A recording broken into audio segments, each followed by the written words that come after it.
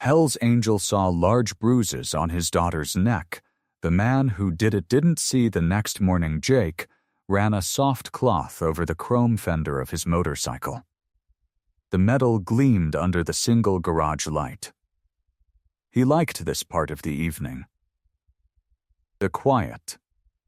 The hum of the street. The smell of oil and old leather. He was a big man, 45 years old, with a gray-streaked beard and arms covered in faded tattoos. Those tattoos told stories he did not like to remember. But that was a different life, a life of fights and fear. Now he spent his evenings at home, waiting for his daughter. Lily was 19. A college student. Smart, too smart for him, he often thought with a grin. But she still needed her dad. She still came home to study, and every night she walked through that door and called out the same way. Dad? He smiled just thinking about it. The clock on the garage wall said 9:30. Her study group usually ended at 9. He was about to reach for his phone when he heard it. A key in the lock. The turn of the deadbolt. Dad? Her voice was soft and tired. He heard the door close and her footsteps move toward the kitchen. She always grabbed a snack after studying. She said her brain needed fuel. Before you continue listening, please let me know where in the world are you watching from today. Now back to the story. Jake set down his rag and followed her inside. He moved quiet for a big man, a habit from his old days. He leaned against the kitchen doorway and watched her pull open the fridge. Hey kiddo, how was the study session? Then he saw it. Lily turned around with a carton of orange juice in her hand. Her hair was in a messy bun. She wore a loose hoodie and jeans. But her neck was bare. And on her neck were bruises. Large, dark bruises, purple and black. They spread across the side of her throat like a shadow, like fingers, like someone had grabbed her, squeezed her, held her still. Jake felt his chest tighten. His heart began to pound, hard and loud. He stared at those marks. He could not look away. Lily saw him staring. Her hand flew to her neck. Her eyes went wide, like a deer that hears a twig snap. She pressed her fingers against the bruises, trying to cover them. Dad. Her voice came out small. It's nothing. Nothing. The word sat heavy in the air. His hands curled into fists at his sides. 1,000 terrible ideas rushed through his mind. Someone hurt her. Someone grabbed her. Someone put their hands on his little girl. Lily backed toward the hallway. Her hand stayed on her neck. Her eyes were wet and afraid. Not afraid of him, he thought. Afraid of what he might do next. I'm fine, Dad. Really. I'm just tired. Good night. She turned and hurried to her room. Her door closed with a soft click. Jake stood alone in the kitchen. The orange juice carton sat open on the counter. The fridge door hung open, spilling cold light across the tile. He did not move. He could still see the bruises in his mind. Dark, cruel, the shape of a hand on his daughter's skin. His daughter was hurt. And she was hiding it from him. He wanted to storm down the hall and demand the truth. He wanted to drive to the campus and find whoever did this. He wanted to make them understand. To make them feel what his little girl felt. His hands shook. His heart hammered against his ribs. But he stayed right there, standing in the kitchen, staring at the hallway where Lily had disappeared. Dozens of terrible scenarios raced through his mind. A fight on campus, a stranger in the dark, a boyfriend with a temper. His chest ached with a protectiveness he had not felt this strong in years. The old rage stirred inside him, hot and hungry. He took a slow breath. Then another. The house was quiet. Too quiet.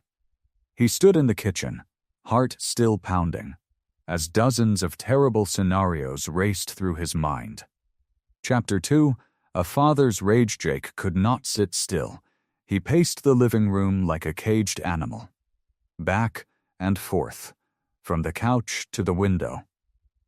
From the window to the kitchen. His boots thudded against the old wooden floor. His hands opened and closed at his sides. The dinner he had made sat on the stove. Meatloaf, mashed potatoes, green beans. Lily's favorite meal. She had asked for it 2 days ago, and he had smiled and said, "Anything for my girl." Now the food grew cold. And Lily stayed in her room. He checked the clock. 6 o'clock. Then 6:30. Then 7. The hallway stayed quiet. Her door stayed closed. Jake stopped pacing and stood in front of that door. He raised his hand to knock. Then he lowered it. Then he raised it again. He felt foolish, like a teenager outside a dance. But this was not about courage. It was about fear. He knocked. Soft, gentle. "Lily?" "Dinner's ready." A long pause. Then her voice came through the wood. Muffled, tired. "Just tired, Dad. I'll eat later." Jake pressed his palm against the door. He could feel the silence on the other side. Heavy, thick, like a wall he could not break through. "You sure? It's your favorite." "Yeah. Later. Promise." He heard her bed creak. She was lying down. She was not coming out. Jake stood there for a long moment. The anger built inside him, slow and steady, like water rising in a storm drain. She was hiding something. She had bruises on her neck. And now she would not even look at him. He wanted to break the door down. He wanted to grab her shoulders and shake the truth out of her. But he did not. He just stood there, fists tight, heart pounding. The silence fed his rage. Hours passed. The house grew dark. The meatloaf sat untouched on the stove. Jake sat in the living room, alone, watching the street through the window. Every passing car made his jaw clench. Every shadow made his mind race. Who did this? Who touched her? He thought about all the people in her life. Her classmates. Her professors. The boy at the coffee shop who always smiled too long. And then he thought about Ethan. Ethan, Lily had brought him home about a month ago. A quiet boy. Thin, soft-spoken. He had shaken Jake's hand and said, "Nice to meet you, sir," polite, mannerly. The kind of boy who held doors open and said please and thank you. But Jake knew better. He had been a boy once. He knew the quiet ones could be the most dangerous. They hid their cruelty behind soft voices. They smiled while they broke things. Jake's hands curled into fists. Then he heard it. A soft click. A door opening. Lily stepped out of her room, wrapped in an old blanket. Her hair was messy. Her eyes were red. She walked past him toward the kitchen without a word. Jake stood up. Lily, she froze. Her back was to him. He could see the bruises on her neck, dark against her pale skin in the dim hallway light. She had not even tried to hide them this time. Maybe she thought he would be asleep. "Lily, look at me." She turned slowly. Her eyes stayed on the floor. "Tell me who hurt you." Her jaw tightened. She shook her head. "I'm fine, Dad. Please drop it." Her voice cracked on the word please. She hugged the blanket tighter around her shoulders. She looked so small, so scared. His little girl. Jake stepped closer. His voice came out low and rough. "Someone grabbed you, Lily. I saw the marks. I need to know who did this." She finally looked up. Her eyes were wet. But there was something else there, too. something he could not read. "Dad, you need to trust me. Please, just let it go." She walked past him to the kitchen. She poured a glass of water. Her hands shook. Then she walked back toward her room without another word. The door clicked shut. Jake stood in the living room, shaking, not with fear, with rage. The kind of rage that had gotten him into trouble his whole life. The kind of rage he had tried to bury when he became a father. But it was not buried. It was alive. And it was roaring. He thought about Ethan. The quiet boy. The polite boy. The boy who had stood in this very living room smiling at Lily. A boyfriend. A boyfriend was the only one who could get close enough, the only one she would protect. Jake grabbed his leather jacket from the hook by the door. His keys. His phone. He did not look back. He stepped into the night and slammed the door behind him. The motorcycle engine roared to life, and Jake rode out into the dark, one thought burning in his chest. "Ethan, I'm coming for you." Chapter 3. The confrontation. The night air was cold and sharp. It bit at Jake's face as he rode through the quiet streets.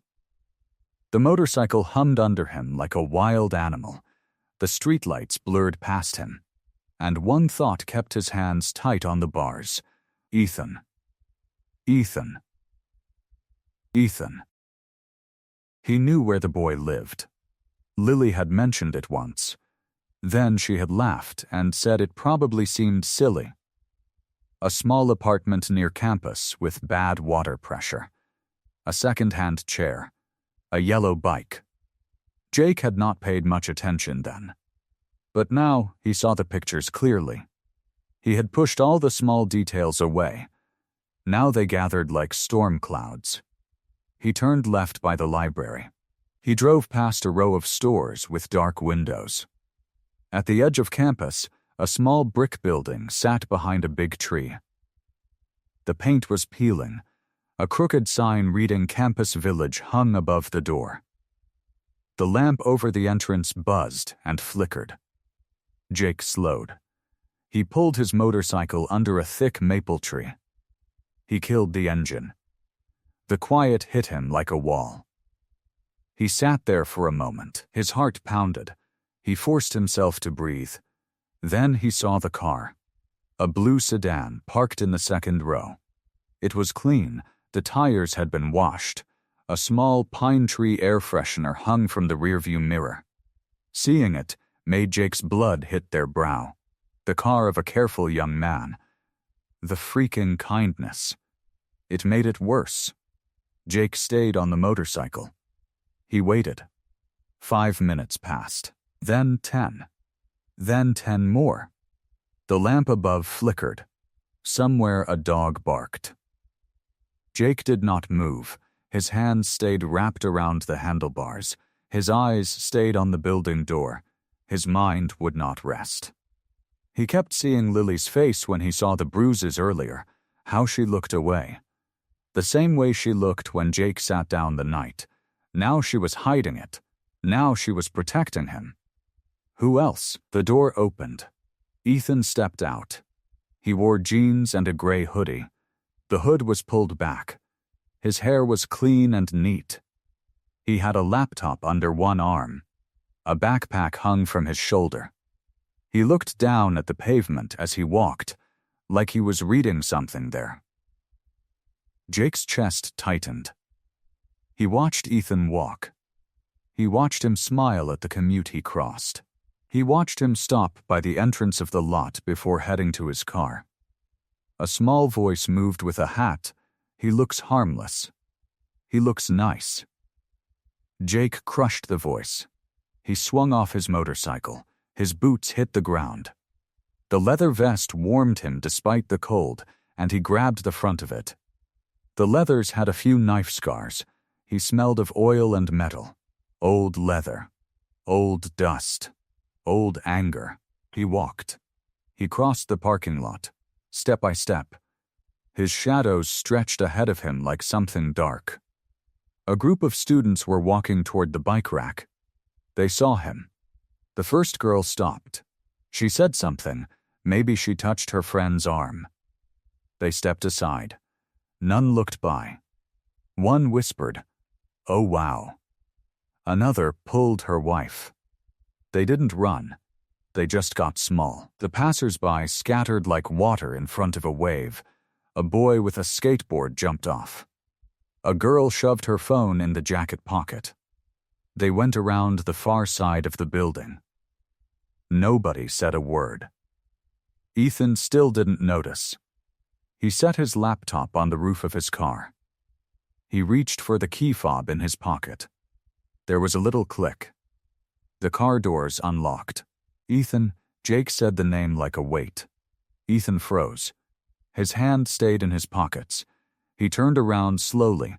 His face went white when he saw Jake, the dark shape standing 2 steps away in the dim light. His mouth opened. Closed, he swallowed. "Misser," he said. He said something else, but it was under his breath. He raised his hand. He looked like he wanted to step back. But he didn't. He stood, and his shoulders fell. He looked like a kid waiting for a blow. Jake stepped forward. His hand shot off. He grabbed the front of Ethan's hoodie. He pulled. He slammed Ethan against the side of the car door. The impact shuddered. The laptop slid off the roof and hit the ground. The screen cracked in a spider web. Papers hit the floor. The noise was gone in a rush. Jake leaned in. His face was hard. His voice was low and grinding. "If you ever touch my daughter again, you won't see the next morning." Ethan's face was white. His hands up, palms open. His whole body shook. He tried to speak, and his breath caught. Then the words came. Strong. I would never, I love her. Miss, I would never hurt her. I love her." There was a burst of sincerity in the sentence. The same quiet truth. It doesn't matter to Jake. The storm was rolling. Jake yanked him off the car and shoved him back. The back of Ethan's head shook. Jake pinned him to the door again. His forearm pressed across Ethan's chest. He put his long, scarred face close to Ethan's. "Love her?" he said. "You press your hands on a girl's throat and you talk about love?" "I did not, Ethan," the voice cracked. His eyes were wet.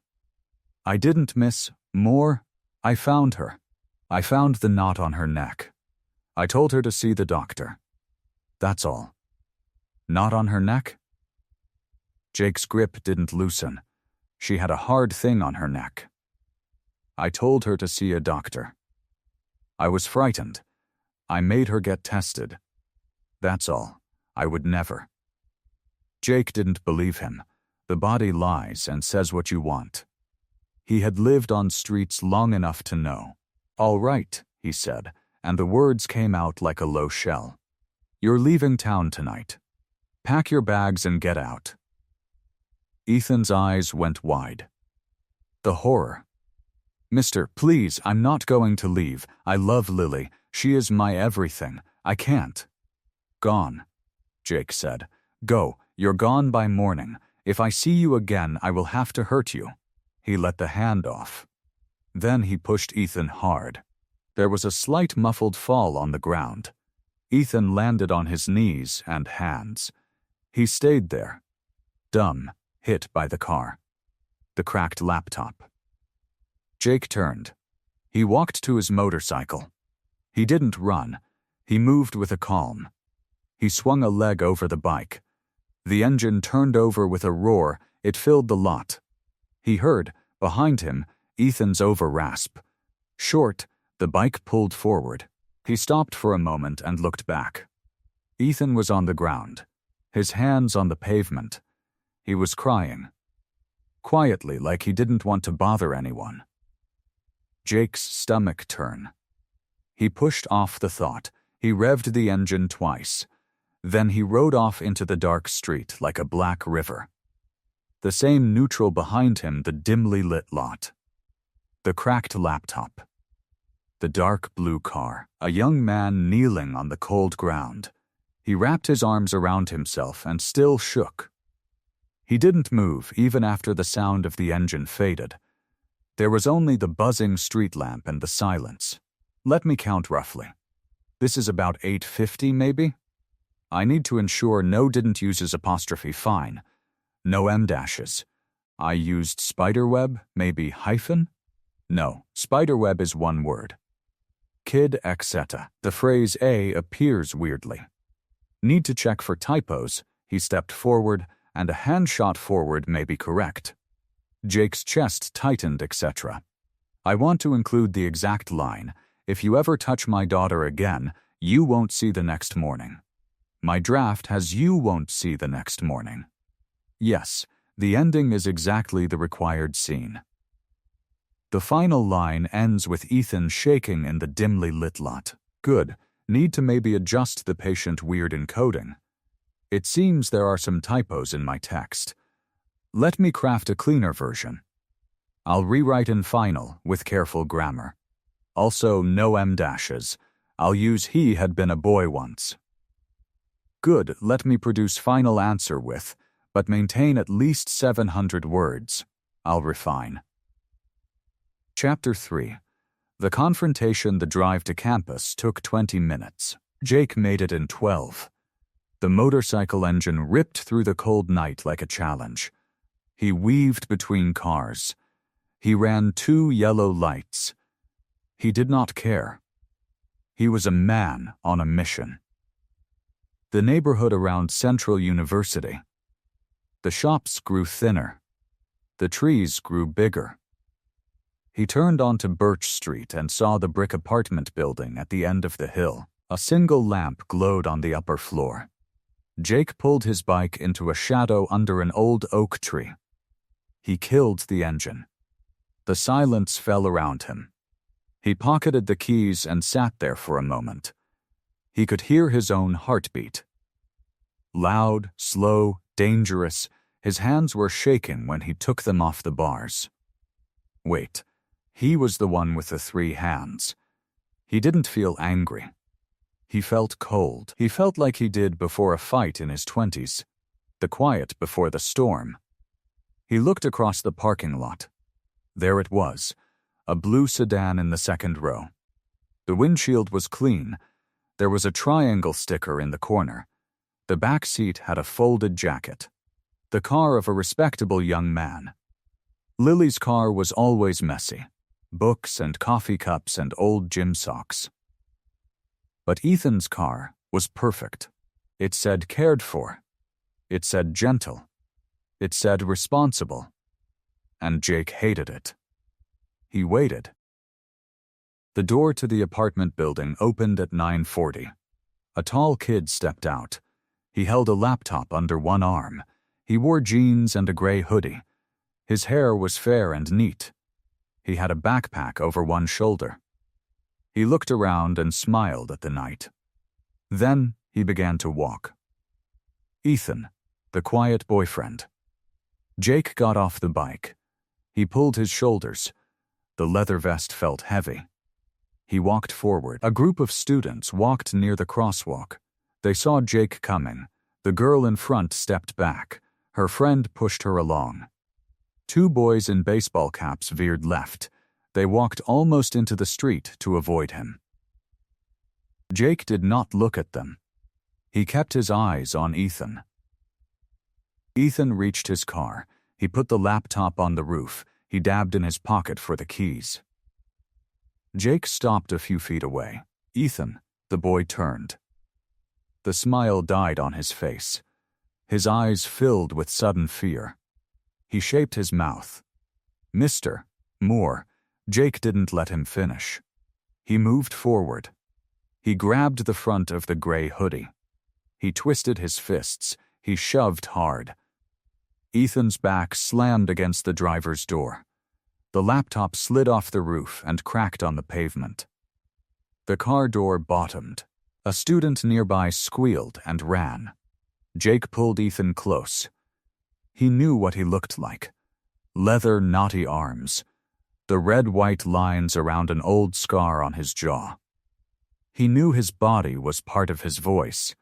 He growled the words. "If you ever touch my daughter again, you won't see the next morning." Ethan's face went white. His hands rose. They did not make fists. They were open, empty. He shook his head slowly. "I didn't," he said. His voice was thin. "I so never. She's everything."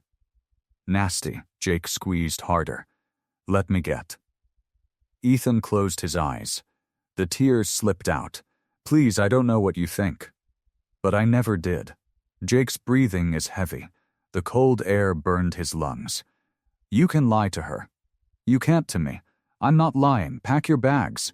"Let me go," Jake said. Tonight, disappear. Ethan's eyes opened. They were red. Something in them broke. "Mr. Moore, I can't leave Lily. I love her. I would never hurt her. You have to trust me." "I release the collar?" Jake actually pushed him back. Ethan's legs were hit. He fell down. He landed on his hands and knees. He stayed there. Shaking, Jake looked down at him. "You're not from here. Leave tonight. Go anywhere. You'll be alive in the morning. That's what I can do." Ethan didn't answer. He just knelt on the ground. The wind moved his hair. The cracked laptop screen glowed a little. Jake turned. He didn't look back. He walked to his motorcycle. He could feel all the eyes of the window watching. He could feel Ethan's fear like the blasts of heat from behind. But he got on the bike and started the engine. It roared in the cold air. He looked over the shoulder. The light still bowed. Ethan was still on the ground.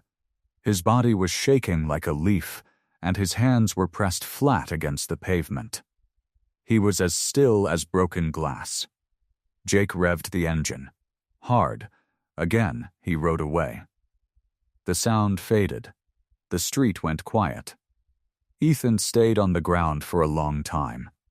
The lamp above flickered. The wind kept blowing. His laptop lay cracked beside him. He wrapped his arms around his knees. He kept shaking, even after the bike was gone. "That's maybe 600? Let me count. It seems around 700. Need maybe more." But the user also says stop early if the continuation contains what was required.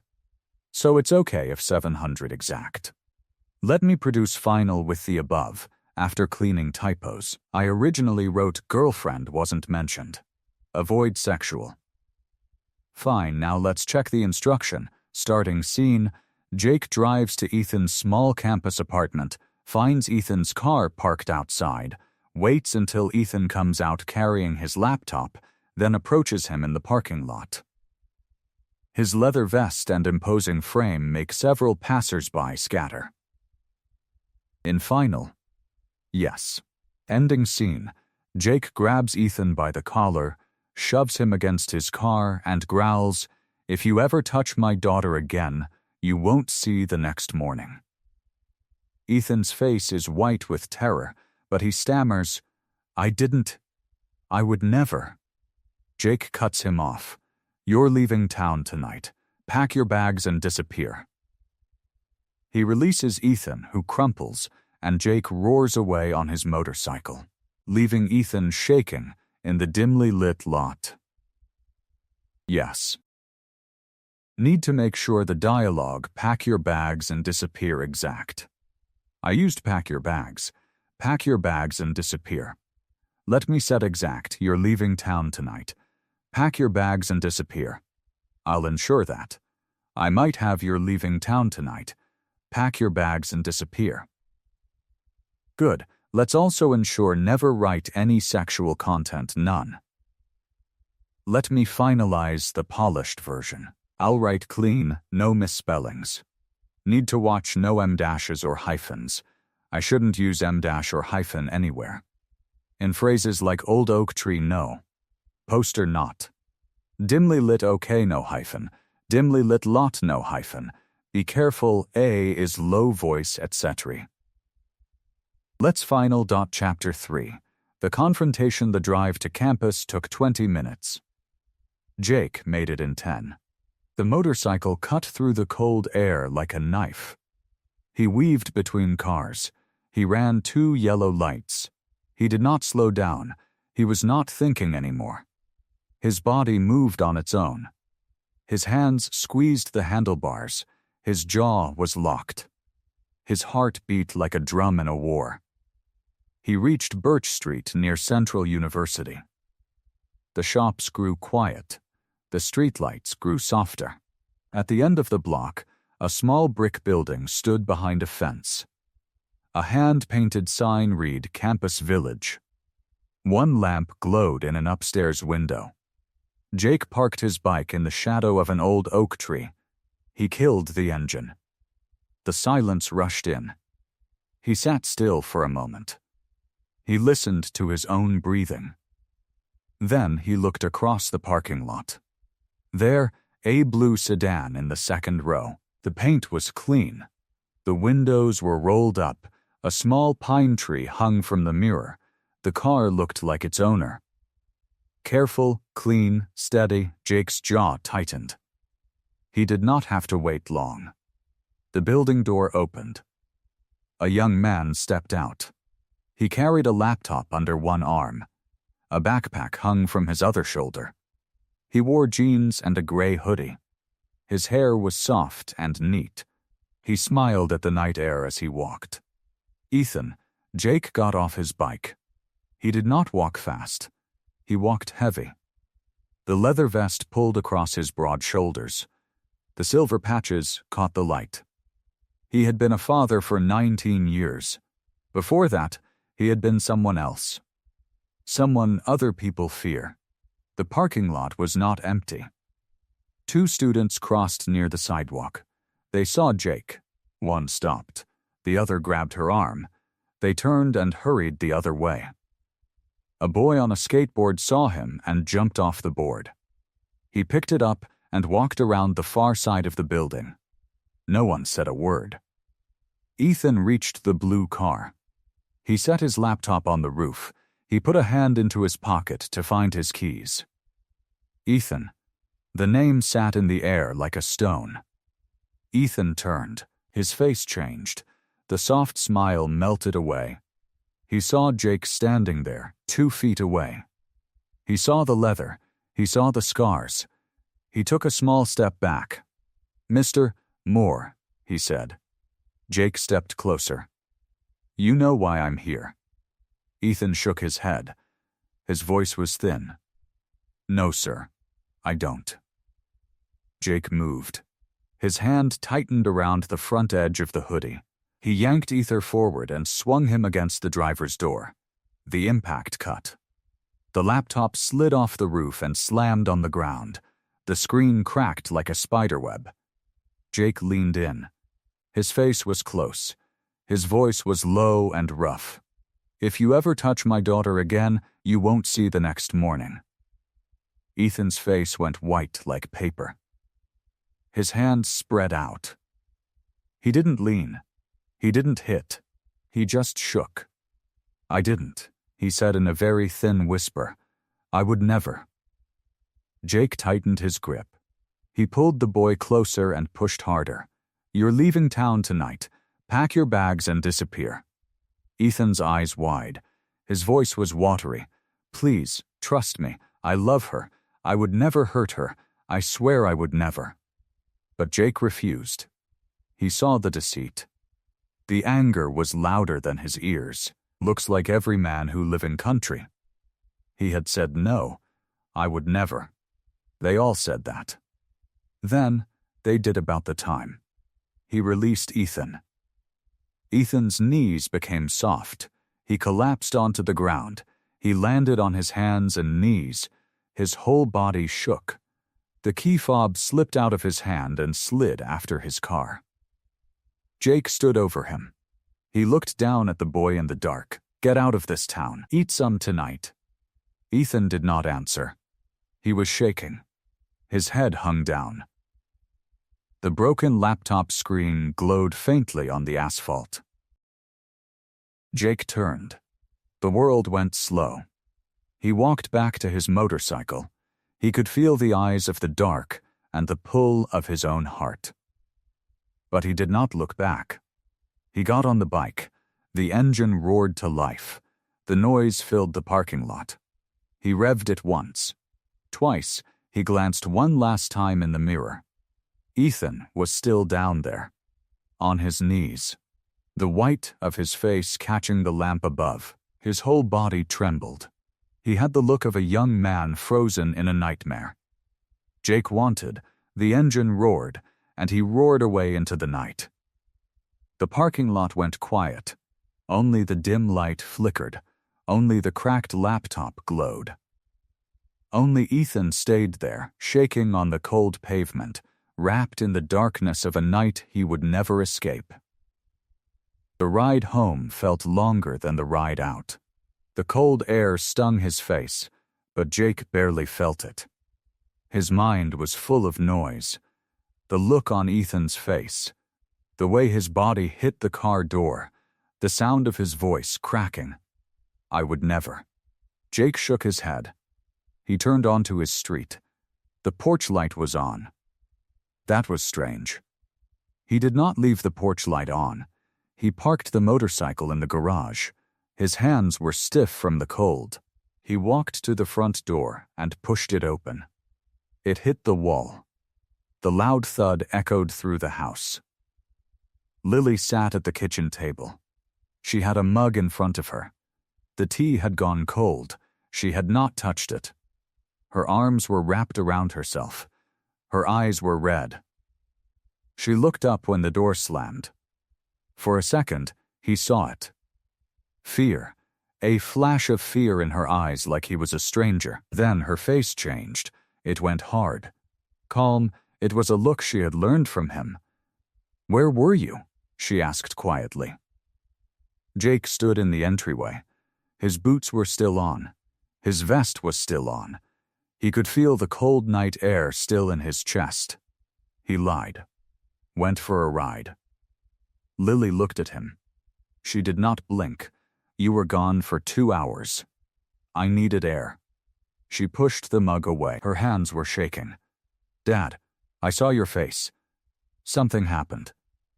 "Nothing happened. Don't lie to me." Jake walked into the kitchen.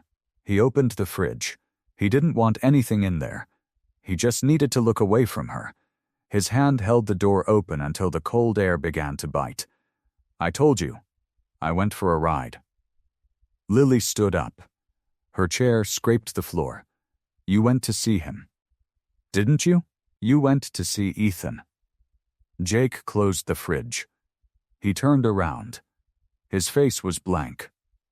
"I went to talk to him." "Talk?" Her voice went up. "You don't talk, Dad. You never just talk." He did not answer. He had nothing to say. He couldn't tell her what he did. He couldn't tell her he had shoved her boyfriend to the ground. He couldn't tell her he had ruined something she loved. So he walked past her. He walked to the hallway. He heard her voice behind him, breaking, "He's a good person. He is the first good thing in my life. And you wouldn't have it." Jake stopped. He didn't turn around. "Good night, Lily." He went up the stairs. He closed his bedroom door. He did not turn on the light. He sat on the edge of the bed and stared at the floor. The house went quiet. He could hear the old clock ticking in the hallway. Ticking, ticking. Every tick was Ethan's face. Every beat was the crack of a laptop on the pavement. He lay back on the bed. He stared at the ceiling. His eyes were wide. His hands stayed still at his sides. The scene replayed, over and over. The sound of the impact, the boy on the ground, the shaking shoulders. "You're leaving town tonight." Jake put his hand over his face. He closed his eyes. Time passed. He did not sleep. He did not dream. He just lay there, listening to the silence. Then the phone rang. The sound sliced through the dark room. Jake flinched. He reached for the phone on the nightstand. The screen glowed. Unknown number. He almost did not answer, but something in his chest pulled him. He pressed the button. Hello? A woman's voice. Broken, sobbing. Is this Jake Moore? Yes, my name is Lisa. Lisa Grant. I'm Ethan's mother. Jake sat up. The air left the room. The phone felt heavy in his hand. I'm sorry, she said, and the words came out like cracks. I found your number in his stuff. He called me tonight. He was crying. He said he had to leave. He said your daughter's father was angry. He said he had to go. Jake could not breathe. His mouth opened. No words came. He was on the highway, she said. Her voice broke into pieces. He was driving too fast. I told him to slow down. He said he couldn't go back. He said, please don't be mad. And then, a sob. A long, shaking sound. And then there was an accident. He was killed. My son is gone. The phone slid from Jake's hand. It hit the floor. The voice carried on, small and far away, rising and falling. But Jake did not hear her anymore. His body went numb. His hands stopped working. His chest stopped moving. He sat there in the dark, in his room, in a world that had just broken into 1,000 pieces. Ethan was dead. The boy he had pushed, the boy he had threatened, the boy he had told to disappear. He was gone. Jake stared at the wall. His lips did not move. His eyes did not blink. The phone buzzed on the floor as the voice continued to crumble. But Jake heard nothing. Only the silence. Only the cold. Only the weight of everything he had done. The fluorescent lights of the police station hummed overhead, a low, constant buzz that seemed to drill into Jake's skull. He stood in the hallway, his back against the cold wall, his hands shoved deep into the pockets of his leather vest. He had given his statement. A brief one. Yes, he had seen Ethan earlier that night. No, nothing unusual, just a conversation. Nothing more. He had told the officer that because he had to. Because if he told the truth would destroy him. But the truth was already destroying him, quietly, from the inside, like rust eating away at metal. His eyes drifted across the room. People moved in slow motion. A woman at the front desk shuffled papers. An officer sipped coffee from a styrofoam cup. And there, in the corner, near the bench by the window, sat a woman. She was small. Her shoulders were hunched forward. Her hands were wrapped around a folder, pressed against her chest like it was the only thing holding her together. Her eyes were red. Swollen, she stared at nothing, or maybe she stared at everything. Jake could not tell. He knew who she was. Lisa Grant, Ethan's mother. The air in the hallway got heavy. He wanted to move. He wanted to walk out the door, get on his bike, and ride until the road ran out. But his legs would not obey. They stayed planted on the linoleum floor, heavy as stone. Then she looked up. Her eyes found him. And for a long, terrible moment, they just looked at each other across the room. Jake felt his chest tighten. He expected anger. He expected hatred. He expected her to stand up and scream at him, to point and accuse. She did none of that. She stood up slowly. Her legs seemed unsteady. She walked toward him, one step at a time, clutching the folder to her chest. The sound of her footsteps was soft, almost silent against the floor. Jake's heart pounded. His hands stayed in his pockets. He wanted to say something. He wanted to say he was sorry. But the words stuck in his throat like gravel. She stopped in front of him. She was shorter than him by a head. Her eyes were tired, full of grief, but there was something else there too. Something he could not name. "You're Jake," she said. Her voice was quiet, worn like she had been crying for hours and had nothing left. Jake nodded. He could not speak. "I know you're the man my son was afraid of," she said. The words hit him like a punch to the gut. He flinched. His jaw tightened. He looked away, at the floor, at the wall, anywhere but at her face. "I want to show you something," she said. She opened the folder. Her hands were shaking. The papers inside trembled. She pulled out a single sheet of paper, a medical report, and held it out to him. Jake stared at it. He did not take it. His hands stayed in his pockets. "Please," she said, "take it." He reached out slowly. His fingers brushed the paper. He took it from her hands. The report was for Lily Moore, his daughter, his Lily.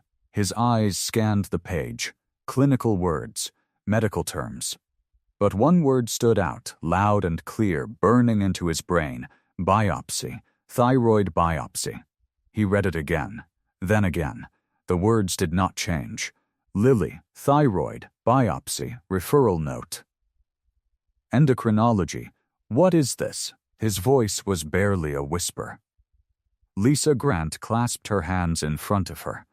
She was still shaking, but her voice was steady. "Your daughter had a goiter," she said, "a lump on her neck. Ethan noticed it. He noticed it weeks ago. He insisted she get tested. He begged her, Jake. He told her it could be serious. He made her go to the doctor." Jake's eyes stayed on the paper. His hands began to tremble. "Your daughter had a biopsy," she continued. "The procedure left bruises on her neck. The bruises you saw. The bruises you thought Ethan gave her." Jake felt the floor shift beneath him. His legs went weak. He reached out and grabbed the wall to steady himself. "They weren't from him," she said. "They were from the procedure. Ethan was saving her life, not hurting her." Jake stared at the report. He read the words again. The name of the doctor, the date, the results. Benign. The lump was benign. But if Ethan had not noticed it, if he had not insisted, if he had not pushed Lily to get tested. His hands dropped to his sides. The paper fell from his fingers. It floated down, landing on the floor between them. The rage that had been burning in his chest for hours, the fury that had driven him to Ethan's apartment, that had made him grab the boy by the collar, that had made him snarl those terrible words, it all collapsed. It crumbled inside him like a house of cards. He thought of Ethan on the ground, the look on his face, the sound of his voice. "I would never."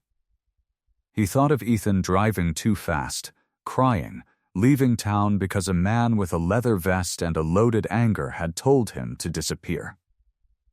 He thought of Ethan, saving Lily's life while Jake was destroying his. Jake, Lisa Grant's voice was soft. He looked up. His eyes were wet. He had not realized he was crying. She stepped closer. Her hands were still shaking, but she reached out and placed a hand on his arm. "He loved your daughter," she said. "He loved her enough to notice something was wrong. He loved her enough to make her see a doctor. He loved her enough to leave town to protect her from you." Jake's legs gave out. He slid down the wall. He sat on the floor. The cold linoleum seeped through his jeans. He buried his face in his hands. He could not breathe. He could not speak. He could only sit there in the fluorescent light, in the police station, holding the weight of everything he had done. The world outside the police station was gray. The sky hung low and heavy, like it too was tired of carrying its weight. Jake sat in his truck, the engine off, the keys still in the ignition. He had not started the truck. He did not know how long he had been sitting there. The medical report lay on the passenger seat. The edges were crinkled, bent from the way his hands had gripped it. He picked it up again. He read it again. Lily Moore. Thyroid biopsy. Referral note. The words blurred. He blinked. He wiped his eyes with the back of his hand, but the words stayed the same. Biopsy, his daughter had a lump on her neck. A goiter. And Ethan had seen it. Ethan had noticed something wrong. Ethan had begged her to get checked. Ethan had saved her life. And Jake had threatened him. Jake had grabbed him by the collar. Jake had told him to leave town. Jake had made him run. He thought of Ethan's face that night. The fear in his eyes. The way his voice shook when he said, "I would never." Ethan was telling the truth, and Jake did not listen. He slammed his palm against the steering wheel. The sound was sharp, loud in the quiet cab. He did it again. And again, until his hand throbbed and his chest heaved. He killed a hero. He killed the boy who saved his daughter's life. His phone was in his hand. He did not remember pulling it out. His thumb moved on its own. He scrolled to Lily's name. He pressed call. It rang once, twice, 3 times. "Dad?" Her voice was sleepy, confused. It was late. She was probably in bed. "Lily," his voice cracked. He heard it. She heard it too. "Dad? What's wrong? Can you come to the police station? Right now? Please?" There was a pause. A long one. "Dad, what happened? Are you okay? I need you here." His voice broke. "Please, Lily, I need you here." Another pause. Then her voice, softer, worried. "I'm on my way." The call ended. Jake dropped the phone onto the seat. He leaned forward, pressing his forehead against the steering wheel. His breath came in short, ragged bursts. He killed a hero. He killed the boy who saved his daughter. He killed the boy his daughter loved. He closed his eyes. The picture of Ethan's face burned behind his eyelids. The fear, the confusion, the way Ethan backed away, the way he ran. Jake did not know how much time passed. Maybe minutes, maybe an hour. The gray sky did not change. The parking lot stayed empty. Then he heard it. The sound of tires on pavement. A car pulling in, the engine cutting off, a door opening, footsteps running. He lifted his head. Lily was running across the parking lot. Her hair was messy. She wore a hoodie and pajama pants. Her eyes were wide, searching, terrified she saw him. He was not in the truck anymore. He did not know when he got out. He was sitting on a bench outside the station, bent forward, his elbows on his knees, his head hanging low. "Dad." She ran to him. She dropped to her knees in front of him. Her hands grabbed his arms. "Dad, what happened? Are you hurt? Tell me." He could not look at her. He held out the paper. His hand was shaking. "Read this," he said. His voice was barely a whisper. She took the paper. She looked at it. Her eyes moved across the page. And then they stopped. Her whole body went still. "No," she whispered. "No. This is mine. That's my name. That's my referral." Jake sat on the metal bench. The cold seeped through his jeans. He watched his daughter's face as the truth sank in. "Thyroid biopsy," she read. Her voice trembled. "He told me to go. He saw a lump. He said it could be serious." She looked up at him. Her eyes were wet. Tears spilled down her cheeks. "Dad, he begged me to get checked," she said. "I told him I was fine. I didn't want to go. But he kept pushing. He said he saw a lump on my neck. He said he was scared for me." She clutched the paper. Her hands were shaking. I didn't know it was that serious." Jake watched her. His face was pale. His eyes were red. His voice was gone. He could not form words. Lily looked at him. Her grief turned into something else. Something harder. Something confused. "Dad," she said slowly. "You told him to leave, didn't you?" The question hung in the air. "You threatened him." Jake looked at his daughter, at her tear-stained face, at the paper in her hands, at the truth between them. He nodded. He could not speak. They moved to a coffee shop down the street. It was a small place with mismatched chairs and a warm smell of roasted beans. Jake chose a table in the back corner, away from the windows. He needed walls. He needed to feel small. Lily sat across from him. She had not let go of the paper. She held it in her lap, her fingers tracing the edges over and over, like a wound she could not stop touching. "I should have told you," she said quietly. "I should have told you about Ethan from the start." Jake shook his head. Slow, heavy no, this is on me. "Dad, I hid it. I hid him. I hid everything. And I grabbed him." Jake's voice was flat. "Empty. I put my hands on a boy who was trying to save you." Lily opened her mouth to speak, but a shadow fell over their table. A man stood there, middle-aged, gray-streaked hair, a gray jacket over a plain shirt. He held a black coffee and a small folder. His face was serious but not unkind. "Jake?" he said. Jake looked up. He tensed. Old habits, old instincts. "Who's asking?" The man pulled out a badge. "Detective, my name is Martinez. I'm with the gang task force. I need to talk to you." Alone, Jake glanced at Lily. She looked at Martinez, then back at her father. "It's okay," she said. "Go. I'll be here." Jake stood. His knees ached. He followed the detective to a table in the far corner, near the back door. They both sat down. Martinez set the folder on the table. He did not open it yet. He leaned forward, his voice low. "I'm going to tell you something, and I need you to listen before you react." Jake's jaw tightened. "I'm listening." Martinez opened the folder. Inside were photographs. A dark road. A car. A wreckage. Ethan Moore's car was not in an accident, Martinez said. It was forced off the road. A truck. No plates. No brakes. Deliberate, the words hit Jake like a punch to the chest. He gripped the edge of the table. His knuckles went white. "Who?" His voice came out rough, broken. Martinez pulled out another photograph, a grainy still from a security camera.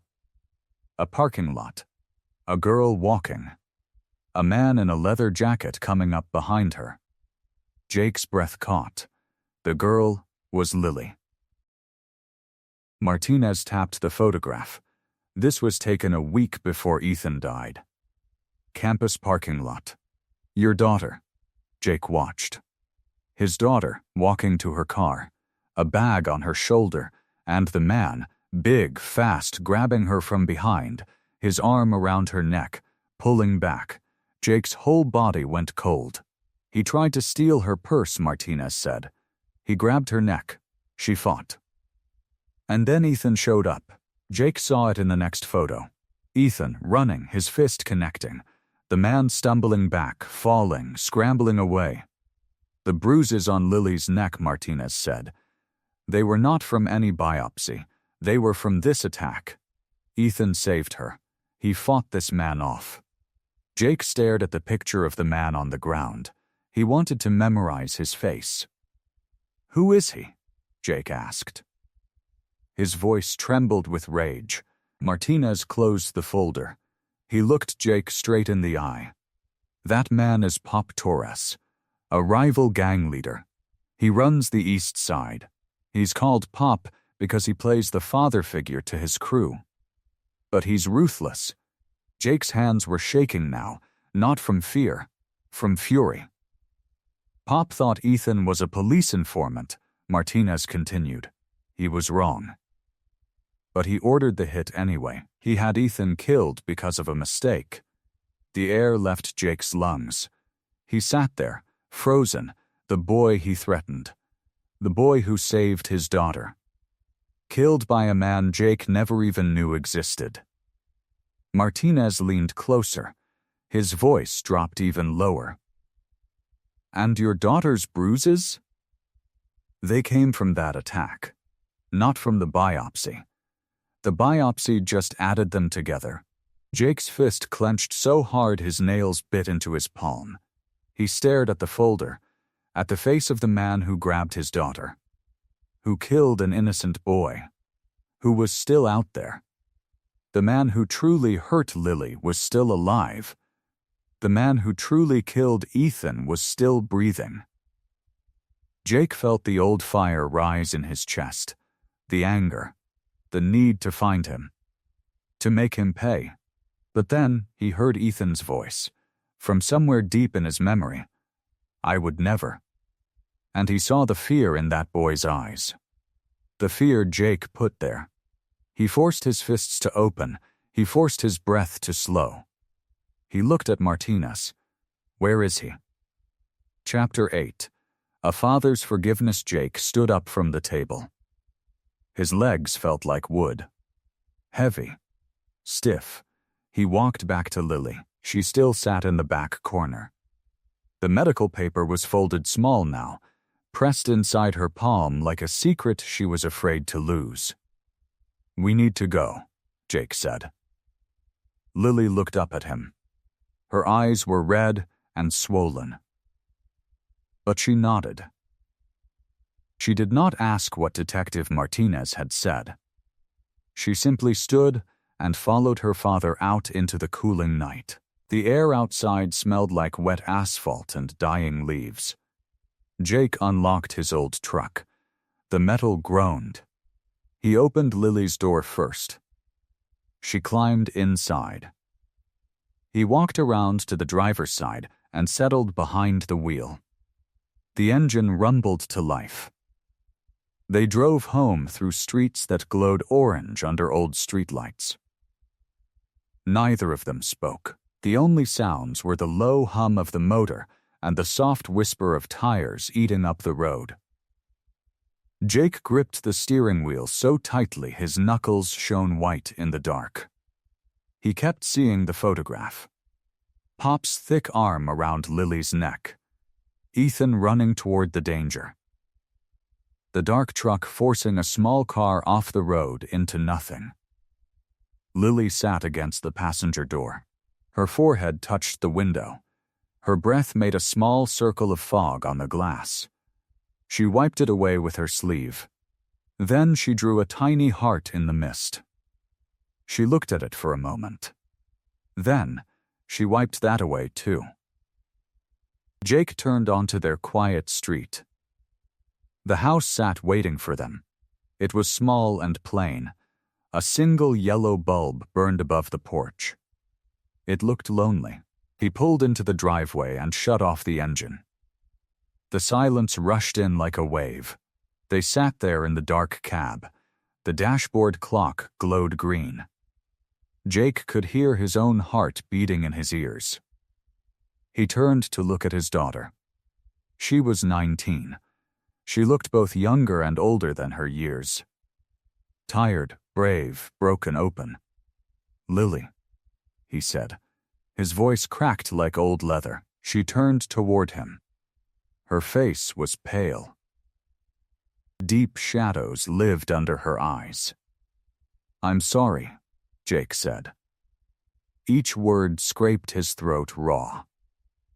"I said things to Ethan that no one should hear. I caused his death." Lily looked at him with a heavy heart. Her lip trembled. She reached out and took his big hand in both of hers. Her fingers were cold and shaking. "You made a mistake," she said quietly. Her voice was steady even though her hands were not. "But we can't let Ethan's death be in vain. We have to find the man who did this."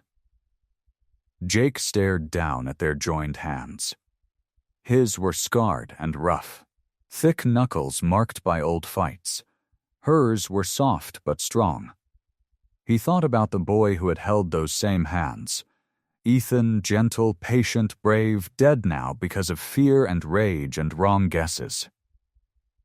Jake took a deep breath. It shuddered all the way down into his chest.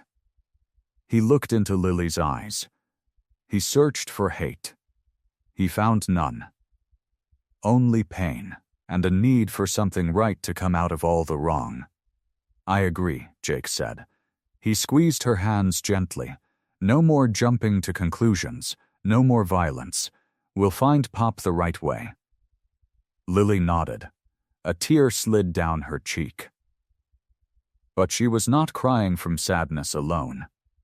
There was relief blooming in her face. Her father was listening. Finally, truly, they climbed out of the truck. The night air wrapped around them like a thin blanket.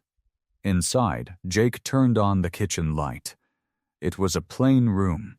White walls. A wooden table with one leg shorter than the others.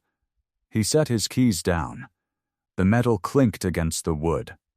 The sound was loud in the quiet house. Lily sat at the table.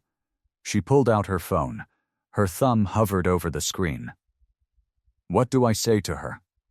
Lily asked. Her voice was barely above a whisper. Jake sat beside her. He looked at the blank message screen. It felt like a door they were about to open. "Tell her we need to talk," Jake said. "Tell her we are sorry, and tell her we want to meet tomorrow. To tell her the truth." Lily typed slowly. Her fingers paused over each word. Then she hit send. The phone made a small ping. The message was gone into the night. A request to Maria. A bridge being built across a river of grief. After that, Jake went to his room. He pulled a worn journal from the drawer beside his bed. The cover was soft leather, brown and scratched from years of neglect. He had not written in it for years. Not since Lily was small, and he used to write down the funny things she said. He opened it to a fresh page. The paper was thin and creamy. He clicked on the desk lamp. The light pooled warm and yellow over the journal. He picked up a pen. It felt strange in his hand. Heavy, serious, then he began to research. His old laptop hummed on the desk. He typed Pop Torres into search bars. He looked at news articles, old mugshots, gang territory maps. He wrote down names in the journal, addresses, dates. Each word was slow and careful. He was not planning a fight. He was planning justice. Real justice. The kind that wears a badge and tells the truth. The house grew still. The clock in the hall ticked steadily. Jake wrote page after page. His handwriting was blocky and dark. He noted the name of Pop's crew. The East Side Territory, a pool hall where they were known to gather. He wrote a list of questions for Detective Martinez. He wrote Ethan's name at the top of a clean page. A reminder. A promise in ink. Outside, the moon rose over the rooftops. Inside, a father kept working. Not with fists, not with fury, with paper and patience. And for the first time in a very long time, Jake felt like he was doing exactly what a father should do. Chapter 9. The grief support group. The morning sun poured through the curtains like honey. Jake stood on Maria's porch with Lily at his side. His hands were sweating. He wiped them on his jeans. The doorbell felt like a heavy weight under his thumb. He pressed it. The door opened. Maria stood there in a soft blue sweater. Her hair was gray and pulled back gently. Her eyes were kind. They held no anger, no blame, just a quiet warmth that made Jake's chest ache. "Come in," she said. Her voice was soft. "Please." They stepped inside. The house was small but full of light. Sunbeams danced on wooden floors. A stack of books sat on a side table. A green plant grew tall in the corner. It was a home that loved its people. You could feel it. Maria led them to the kitchen. She poured coffee from a ceramic pot. The cups were mismatched and pretty. She set one in front of Jake and one in front of Lily. Then she sat down across from them. Jake stared at his coffee. The steam curled upward. He opened his mouth, closed it, opened it again. "Maria," he said. His voice was rough. "I need to say something about Ethan, about what I did." Maria reached across the table. She placed her hand over his. Her skin was warm and soft. "I know," she said. "I've already forgiven you." Jake blinked. The words hit him like a wave. He had practiced this apology all night. He had written it in his journal. He had memorized every word. And now she had taken it all away. Not with anger, with grace. "Ethan would have forgiven you too," Maria said. "He always saw the good in everyone. That was his gift." Lily let out a small breath. It was almost a sob. She wiped her eyes with the back of her hand. Maria reached over and squeezed her fingers. "He was so proud of you," Maria said to Lily. "He told me about you all the time. He said you were the smartest person he ever knew." Lily smiled through her tears. "He was the kindest person I ever knew." The three of them sat together in the warm kitchen. The coffee grew cold in Jake's cup. He did not drink it. He just held it. It gave his hands something to do while his heart tried to catch up. Maria spoke about Ethan. She told stories from his childhood, how he once brought home a stray dog with a broken leg, how he spent his whole summer helping an old neighbor carry groceries, how he cried at movies but pretended he had allergies. The stories were small and plain, but they painted a picture of a boy who was good, truly good. Jake listened. He did not interrupt. He let the stories wash over him like rain on dry ground. After a while, Maria set down her cup. She looked at Jake with steady eyes. "I go to a grief support group," she said. "It's for families affected by gang violence. We meet on Tuesdays. It helps to talk." Jake shifted in his chair. The word group made him uncomfortable. He was a Hell's Angel. He did not sit in circles and share feelings. That was not who he was. But then he looked at Maria's face. She was not pressuring him. She was just offering, like a door left open. "Come with me tonight," she said. "Just one time. See what you think." Jake looked at Lily. She nodded slowly. Her eyes said please. "Okay," Jake said. The word came out smaller than he expected. That evening, Maria picked him up in her little blue car. The seats were clean and smelled like lavender. She drove through streets Jake knew well. But everything looked different from her passenger seat. Softer, slower, they pulled up to a community center. It was a plain brick building with a yellow door. Inside, folding chairs were arranged in a circle. About 12 people sat there. They were ordinary people. A grandfather in a flannel shirt. A young woman with braids. A man in a suit who looked like he had not slept in days. Jake sat down in one of the chairs. His leather jacket creaked loudly in the quiet room.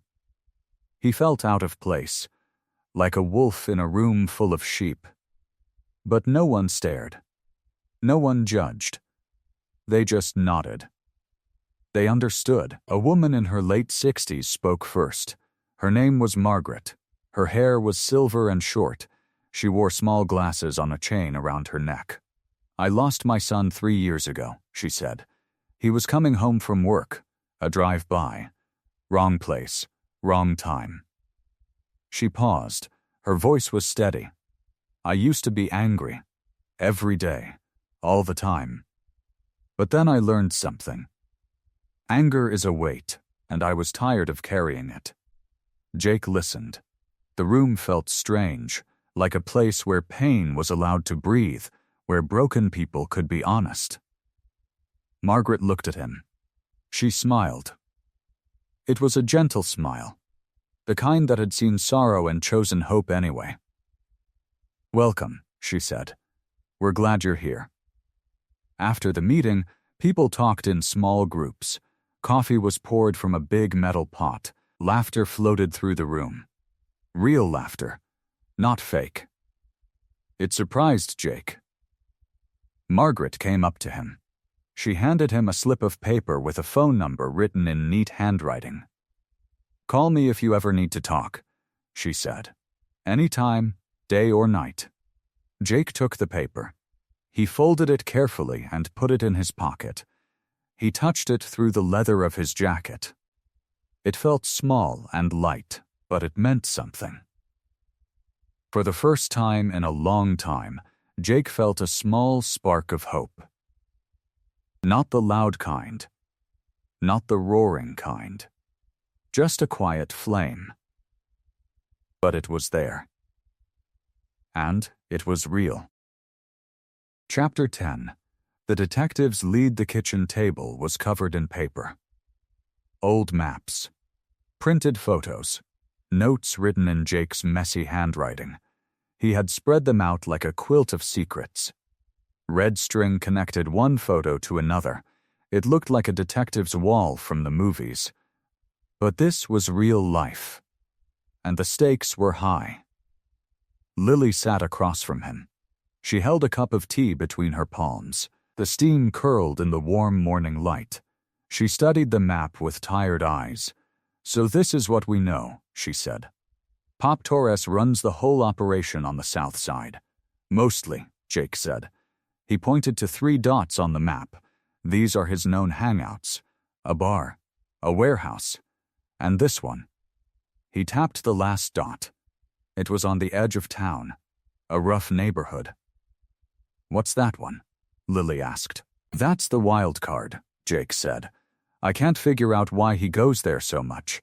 It's not his usual territory." Jake sat back in his chair. The wood creaked beneath him. He ran a hand through his graying hair. His jaw was tight. His mind was spinning. "Maybe it's time we ask for help," he said. Lily raised an eyebrow. "You? Asking for help? Don't sound so shocked," Jake grumbled. But a small smile tugged at his lips. He pulled out his phone. The screen was cracked in one corner. He scrolled through his contacts. His thumb hovered over a name. Then he pressed call. The phone rang twice. "Detective Martinez," came the voice on the other end. "Detective, it's Jake. Jake Holloway." There was a pause. Papers rustled in the background. "Jake, I was wondering when you'd call. What do you need?" Jake looked at the map. He looked at the red string. He took a deep breath. "I need to know everything you know about Pop Torres." Another pause. Longer this time. "Meet me at the cafe on 5th and Main." Half an hour. The line went dead. The cafe was small and cozy. The smell of fresh coffee hung in the air. A radio played soft music in the corner. Jake arrived early. He ordered coffee and found a booth in the back. It was a good spot. He could see the whole room. Detective Martinez walked in 10 minutes later. He looked different out of uniform. Jeans, a plain jacket. He carried a folder in one hand. He slid into the booth across from Jake. "You look like a man who hasn't slept in days," Martinez said. "Something like that," Jake said. Martinez waved to the server and ordered black coffee. He waited until it arrived before speaking again. "Pop Torres," Martinez said. He said the name like it was a bad taste in his mouth. "What do you know about him? You know he's a monster. You know he's the reason Ethan is dead. And how did you know about his location?" Jake asked. "How did you know about Pop?" Martinez slid a photo across the table. It was a man with a hard face and eyes like winter. He runs a gym, Martinez said. Down on the edge of the warehouse district. Looks like a front, right? But he's there every day. He uses the back office for his deals. His soldiers come and go. Jake studied the photo. Pop Torres, the man who ordered the hit. The man who grabbed Lily's neck during the purse snatching. The bruises had faded from her skin. But not from Jake's memory. "Why do you care, Jake?" Martinez asked. "Why not let us handle it?" "Because it's personal," Jake said quietly. He looked up. "He hurt my daughter. He killed an innocent boy. I have to be part of this." Martinez studied him for a long moment. Then he nodded slowly. "There's something else you should know," Martinez said. He pulled out another photo. A boy about 10 years old. Thin face, bald head, huge smile. "His son," Martinez said. "His name is Andres. He has cancer. It was bad a few years ago. But he's in remission now." Jake's breath caught in his throat. "What?" "Pop thinks his son is his whole life. Andres only goes to the best doctors because his father makes a lot of money. He's spoiled, loved, protected." Martinez leaned forward. His voice dropped to a low murmur. "Here's the thing about Pop, Jake. He's a monster in the boardroom. But he's a different man when his son is around. He'd burn down the world for that boy." Jake looked at the photo, at the boy's bright eyes. Then he looked at Martinez. "Why are you telling me all this? It's not exactly official police business." Martinez took a sip of his coffee. He set the cup down carefully. "Because I want him. But I want his operation too. And sometimes," he said, "it takes a monster to catch a monster. But other times, sometimes it takes a father to understand a father." He pushed himself up from the booth. He tossed a few bills on the table. "You'll be the first to know when something happens, detective," Jake said. "I know." Martinez walked to the door. He paused with his hand on the handle. "Jake, Pop started a journal. After his son was diagnosed.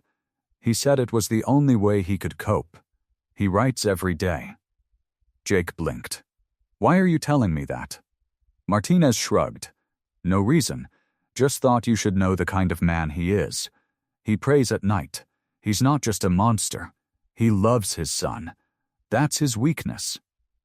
The door swung shut behind him. Jake looked down at the photo of Andres Torres. Then he looked at the map in his mind.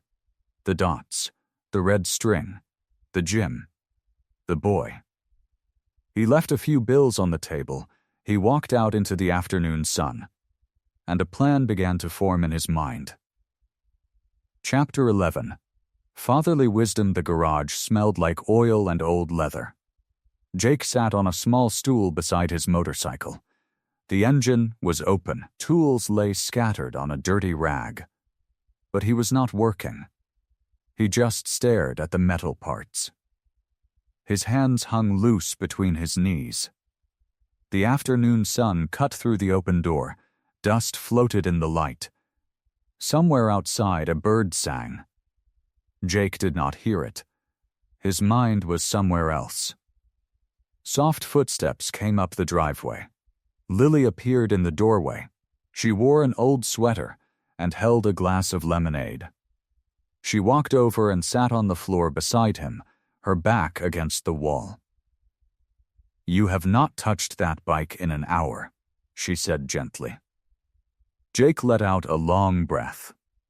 "You noticed?" "I notice everything, Dad." She took a sip of her lemonade. "What are you thinking about?" Jake was quiet for a moment. He picked up a wrench and turned it over in his hands. The metal was cold. "Pop's son," he said finally. Lily's eyes widened. "Andres?" "Yeah." Jake set the wrench down. "The detective showed me a picture. A little boy, maybe 10 years old. Bald head from the treatments. Huge smile. He looked at his hands. They were rough, scarred, hands that had done things he was not proud of. "That boy has cancer," Jake said. "He was sick. Really sick. And now he is okay. He is in remission." Lily did not speak, she waited. "And I keep thinking," Jake said. His voice cracked. "What if that was you? What if I had to watch you go through something like that? I do not know what I would do." He turned to look at his daughter. She was 19 now. Grown up. But in his mind, she was still the little girl who held his finger when she crossed the street. "I made so many mistakes, Lily," he said. "I was not always there. I got angry when I should have listened. I pushed people away. I pushed you away sometimes without meaning to." Lily set her glass down. She moved closer and put her hand on his arm. "Dad." "Let me finish," he said. His eyes were wet. "That boy on dress, he looks at his father like he is a hero. Pop is a monster to the world, but to that boy he is just Dad. And I look at you, and I wonder if you ever saw me the same way." Lily shook her head. "You are not Pop. I know. But I almost became him. When I grabbed Ethan. When I threatened him." Jake swallowed hard. "I was so full of anger. I did not stop to ask questions. I did not listen, and a good boy died because of it." A tear rolled down his cheek. He wiped it away with the back of his hand. "I do not want to be that man anymore," he said. "I want to be the father you can be proud of, the father who listens first, the father who shows up." Lily squeezed his arm. "You are already that father, Dad. You are showing up now. You are here with me. You are trying. That is what matters." Jake looked at her. She had Ethan's kindness in her eyes. He wondered if she had learned that from the boy he never got to know. "I keep thinking about Pop," Jake said slowly. "He loves his son. The detective said he writes in a journal every day. He prays at night. He is not just a monster. He is a father." Lily frowned. "What are you saying?" Jake took a deep breath. He felt the weight of his decision settle on his shoulders like a heavy coat. "I want to meet Pop alone," he said. "But not to hurt him. I want to talk to him, man to man. Maybe he will listen to a father's pain." Lily's eyes went wide. She gripped his arm tight. "I am going with you," she said. "We will do it together." Jake opened his mouth to argue. But he looked at her face, the same stubbornness he saw in the mirror every morning. He knew that look. It was the look of a Holloway. He let out a slow breath. He nodded once. "Okay," he said quietly. Together, but his heart was heavy, because he knew what kind of man Pop Torres was. And he knew the risk they were taking. The detective's office was small and cluttered. Papers covered the desk in neat piles. A coffee mug with a faded police badge sat near a stack of files. Detective Martinez leaned back in his chair, his arms crossed. Jake sat across from him. Lily stood by the window, looking out at the busy street below. "Let me get this straight," Martinez said.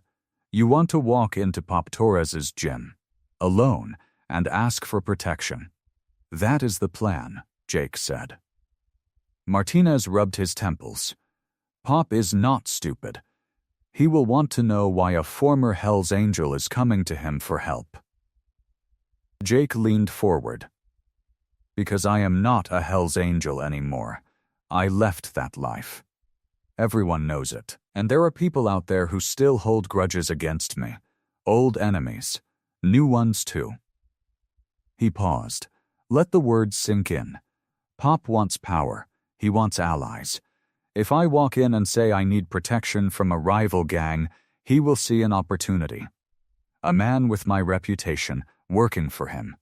That is a prize he cannot resist. Martinez nodded slowly. It could work. But it is dangerous. If he figures out what you are really doing. He will not, Jake said. Because I am not lying, I do need protection. From him, from the life I used to live. I just will not tell him that part. Lily turned from the window. What about the police? Will you be nearby? Martinez picked up a pen and tapped it against the desk. We will have eyes on the gym. Cameras. Undercover officers. But we cannot be inside. If Pop sees a cop, the whole plan falls apart. Jake nodded. I understand. There is something else, Martinez said. He opened a drawer and pulled out a folder. We found a journal. It was in Pop's office during a routine search last month. He writes about his son. About how scared he is of losing him. He slid the folder across the desk. Jake opened it. Inside was a photograph of a young boy. Bald head, big smile. The same boy from the detective's earlier description. He loves that kid more than anything, Martinez said. That is his weakness. His only weakness. Jake studied the photo. The boy looked happy.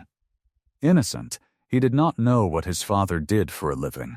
He just knew his dad came home at night. Use that, Martinez said. If you can reach the father in him, maybe you can reach the man. Jake closed the folder. He handed it back. I do not want to use his son against him, Jake said.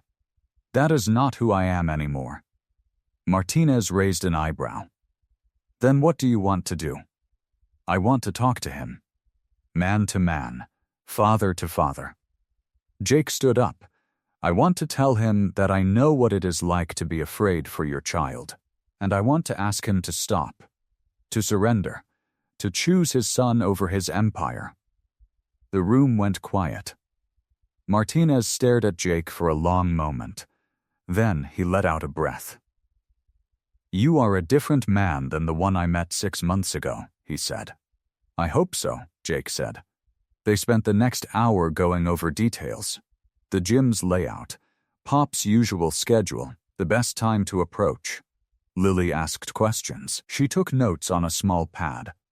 Her hand was steady. By the time they finished, the sun was low in the sky. Orange light spilled through the blinds. Be careful, Martinez said as they stood to leave. Pop is not a man who listens. He is a man who acts. I know, Jake said. That is why I have to be different. They walked out of the station together. The parking lot was nearly empty. A few cars dotted the asphalt. The air was cool. Jake stopped beside his motorcycle. Lily stood next to him. She reached into her jacket pocket and pulled out something small. It was wrapped in a soft cloth. What is that? Jake asked. Lily unwrapped it. A small Bible, worn and old. The cover was cracked. The pages were soft from years of turning. This was Mom's, Lily said. Her voice was quiet. She carried it everywhere. She read it every night before bed. Jake stared at the Bible. His throat tightened. I found it in her old dresser drawer, Lily said, after she passed. I have kept it with me ever since. She held it out to him. Her hand was steady. Mom told me through this to always choose love over fear, she said. I want you to have it. For tomorrow. Jake reached out. His fingers brushed the worn cover. He took the Bible gently, like it was made of glass. He opened it. Inside, in his wife's handwriting, was a single verse. He read it silently, his eyes filled with tears. He closed the book and pressed it to his chest. Then he put it in his jacket pocket. Over his heart. Thank you, he said. His voice was rough. Lily stepped forward and wrapped her arms around him. He held her tight. The parking lot was quiet. The sun was almost gone.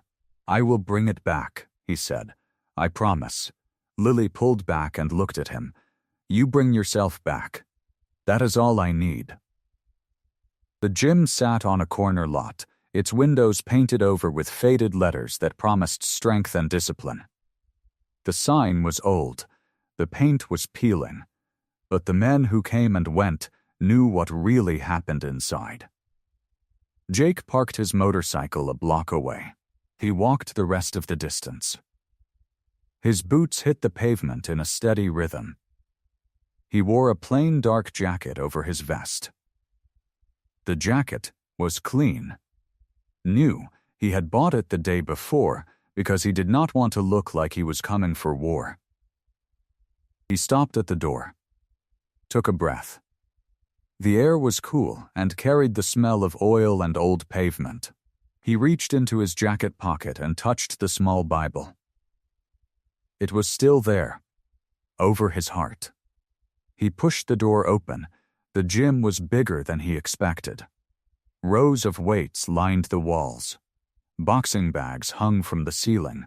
The air was thick with the smell of metal and sweat. Men in tank tops and wraps looked up from their routines. Their eyes followed him. No one spoke. Jake walked to the center of the room. He did not look at the men.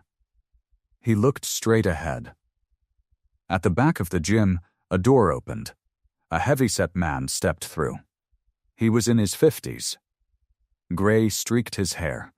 His face was lined with years of hard decisions and harder actions. He leaned on a cane, but the cane was not for show. He used it to walk. Each step was slow. Measured, this was Pop Torres. He stopped about 10 feet away. His eyes were flat. Cold, he studied Jake like a man reading a map. "What does a Hell's Angel want with me?" Pop asked. His voice was low, rough, like gravel in a tin cup. Jake did not flinch. He kept his hands at his sides. "Open visible. I know you had an innocent boy killed," Jake said. "Ethan Moore. He was 19 years old. He was going to be a doctor." The room went still. Even the men at the weights stopped moving. The only sound was the hum of an old fan in the corner. Pop's eyes narrowed. "You came here to talk about the dead?" "Not for revenge," Jake said. "I'm not here for revenge. I'm here to talk about our children." There was a long pause. Pop tilted his head. His grip on the cane tightened. "What children?" he asked. "Your son," Jake said. "The boy with the bald head. The one who survived cancer. I know about him. I know you visit him every Wednesday. I know you read him stories at night."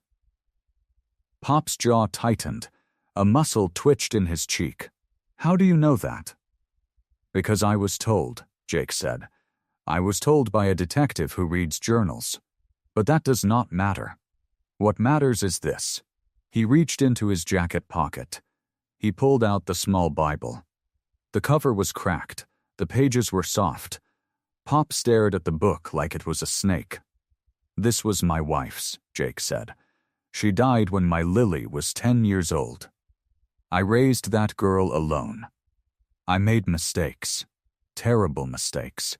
I was a man of violence. I thought that was the only way to protect her." He took a step closer. Pop did not move.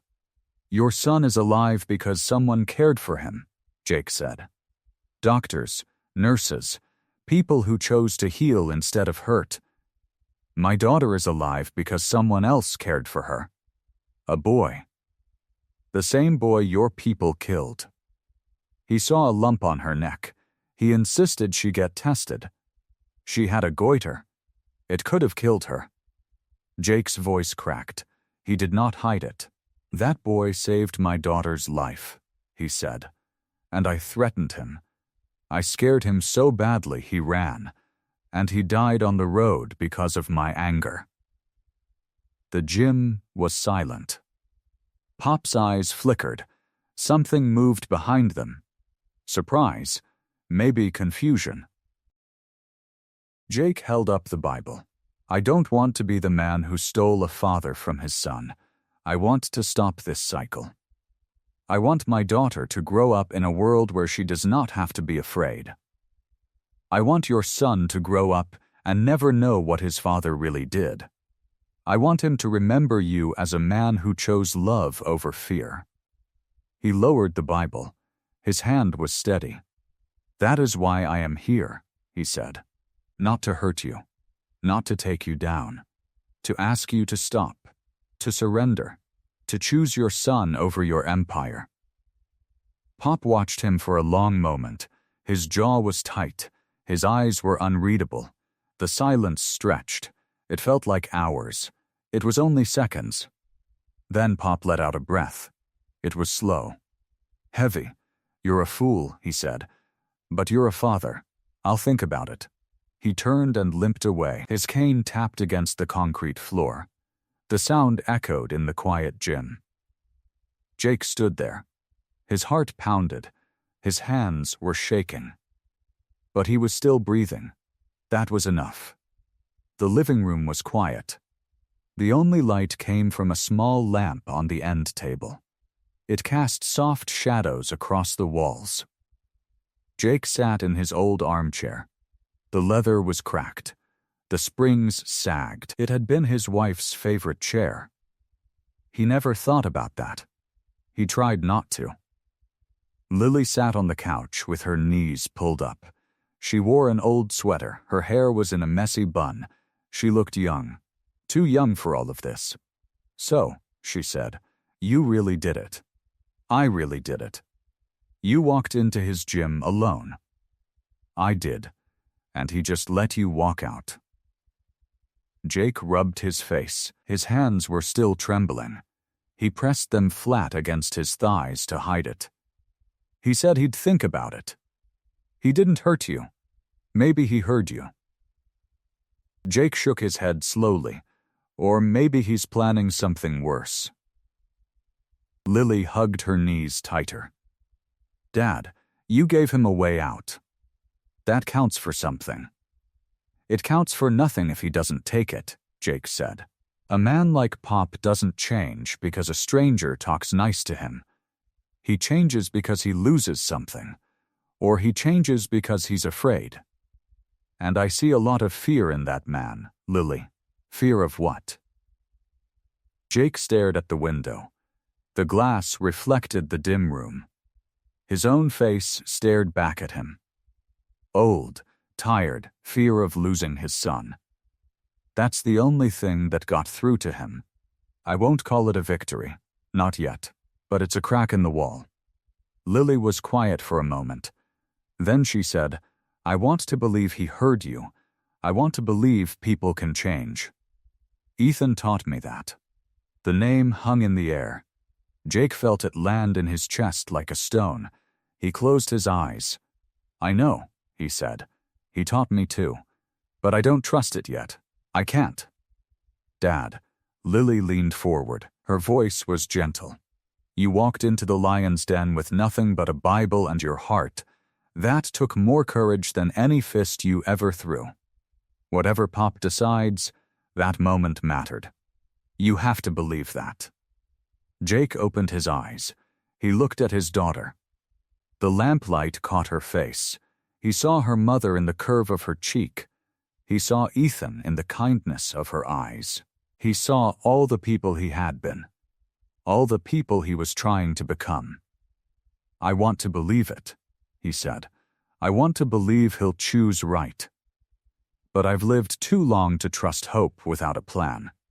Just as the words left his mouth, his phone buzzed. It was loud, sharper than the quiet of the room. The sound cut through like a knife.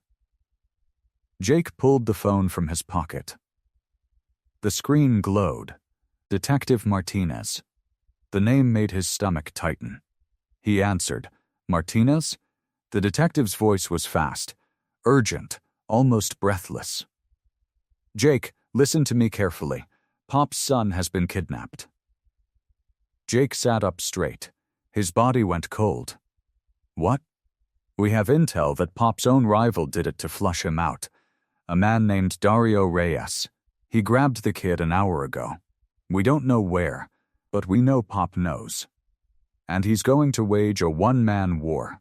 He's going to tear this city apart to get his son back." Jake's grip tightened on the phone. "You can't find him? He's off the grid, going dark, moving fast. We think he's heading to the old warehouse district. But if we roll in with patrol cars and sirens, he'll panic. And if he panics, people die." Jake stood up. Lily watched him. Her eyes were wide. "Jake," Martinez's voice dropped. "If you want to stop this, you have to find him before it's too late." The line went quiet. Jake stared at the phone. His heart was pounding. His mind raced. He looked at Lily. She stood up slowly. "Dad?" He didn't answer. He was already reaching for his jacket. Jake moved fast. His boots hit the floor hard. Lily followed close behind him. "Where are we going?" she asked. "The warehouse district," Jake said. "I know it. Every corner. Every shadow. If Dario Reyes is holding the boy anywhere, it's there." "How do you know?" "Because that's where I would go." He paused. "That's where I used to go." Lily didn't argue. She just kept walking. They reached the truck. Jake threw open the door and climbed in. Lily sat beside him. The engine roared to life. The headlights cut through the dark street. "Call Martinez," Jake said. "Tell him to hold back. No sirens. No lights. Not until I give the word." Lily pulled out her phone. Her hands were shaking. She dialed and spoke in a low voice. Jake heard her say, "We think we know where the boy is. Dad wants you to wait." They drove fast. The city lights blurred past. Jake's mind was sharp. He remembered this part of town. It was where he had done things he wasn't proud of, but tonight he was going to do something good. The warehouse came into view. It was old and rusted. The windows were dark. A single light burned inside. Jake parked a block away and killed the engine. "Stay here," he said. "No." Lily's voice was firm. "I'm coming with you." "Lily," I said no. She looked at him. Her eyes were steady. "I'm done hiding. I'm done being afraid. Ethan taught me that too." Jake held her gaze. Then he nodded. They moved through the shadows. The street was empty. The air smelled like rust and diesel. Jake's old instincts woke up. His feet found the quiet places. His hands knew the grips. They reached the side of the warehouse. There was a broken window at ground level. Jake crouched low and pushed it open. The glass creaked. "I'm going in," he whispered. "You stay here. Call Martinez again.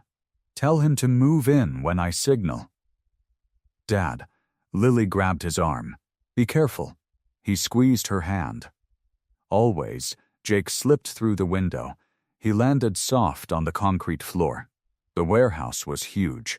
Crates and old machinery made tall shadows. A single bulb hung from the ceiling at the far end. It cast a pool of light. He saw them. 3 men. They were standing around a small figure. A boy. Teenager, curled up in the corner, knees to his chest. His hands were tied. His face was pale. He was terrified. Jake's heart ached. That could have been Lily. He moved between the crates. Slow, quiet. He knew how to be a ghost when he needed to be. The men were talking. They weren't paying attention. They thought they had all the time in the world. Jake was close now. One of the men turned. He saw Jake. His eyes went wide. "Hey!" Jake moved fast. 1 strike. The man dropped. The other 2 spun around. Jake was already on them. He didn't want to hurt them badly. Just enough to stop them. It was over in seconds. They were down. Not dead, just unconscious. The boy stared at him. His eyes were huge. He was shaking. "It's okay," Jake said. He held up his hands. "I'm here to help you." He walked slowly toward the boy. He crouched down. His voice was soft. "What's your name?" "Marco," the boy whispered. "Marco, I'm Jake. I'm a friend of your father's." Marco's lip trembled. "Is my dad okay?" "He's looking for you. He's going to be right outside. I'm going to get you out of here." Jake reached out and cut the ropes with his knife. Marco rubbed his wrists. Jake put a hand on his shoulder. "Stay close to me. We're going to walk out together." Just then, the doors burst open. Police flooded in. Martinez was at the front. His gun was drawn. He saw the three men on the floor. He saw Jake and Marco. "Jake? You good?" "He's fine," Jake said. "He's scared, but he's fine." The officers spread out. They cuffed the men. Martinez holstered his weapon. He came over and looked at Marco. "You okay, kid?" Marco nodded. He was still shaking. "Let's get you outside." Jake put his arm around Marco's shoulder. The boy leaned into him. They walked out together into the cool night air. The street was bright with police lights. Officers were everywhere. And then Jake saw him. Pop, standing at the edge of a crowd. His face was hard. His eyes were searching. He looked like a man ready to burn the world down. Then, he saw Marco. His face changed. The anger melted. Something else took its place. Confusion, relief, and something Jake had never seen in him before. Gratitude. Pop pushed through the crowd. He stopped a few feet away. His son was alive. Safe, in the arms of the man who had walked into his gym and talked to him like a father. Marco broke away from Jake and ran to his father. Pop caught him. He held him tight. He buried his face in the boy's hair. For a long moment, no one spoke. Then Pop looked up at Jake. His eyes were wet. His voice was rough. "You saved him." Jake nodded. "I did." Pop took a slow breath. He looked at his son, then back at Jake. "Why?" Jake thought about the question. He thought about Ethan. He thought about Lily. He thought about all the years he had spent being afraid and angry because every son deserves a father who chooses right, Jake said. Pop stared at him. The wall around his heart, the one he had built with years of blood and fear, cracked, just a little. Just enough. He didn't say anything else. He didn't have to. He pulled his son close and walked toward his car. But before he got in, he looked back at Jake one more time, and for the first time in his life, Pop gave a man a nod of respect. The street lights hummed overhead. The police lights still spun in red and blue circles. But for a moment, the world went quiet. Pop stood in the soft glow. His son was wrapped in his arms. His shoulders shook. The hard man, the gang leader, the one who had ordered a hit on an innocent boy, was crying. He looked up at Jake. His face was wet. His voice cracked. "Why?" he asked. "Why save my boy after I killed that innocent kid?" Jake stood still. Lily moved close to him. She slipped her hand into his. He felt her warmth. It grounded him. He looked at Pop, at the man's trembling hands, at the boy holding on to him like he was the only safe place in the world. Jake took a step closer. "Because I lost a son that night," he said. "I lost Ethan. He wasn't my blood, but he was my daughter's heart, and I never got to tell him I was wrong." Pop's face twisted. He looked away. "I never got to say I was sorry," Jake went on. "I never got to tell him that I saw the truth, that he was a hero, that he saved my daughter's life." Lily squeezed his hand. Her eyes were wet. "But I found a second chance," Jake said. His voice was soft. "I don't want you to lose your son. I want you to learn what I'm learning, that true strength is not in fear, but in forgiveness." The words hung in the air like smoke. Pop stared at him. His mouth opened, closed, opened again.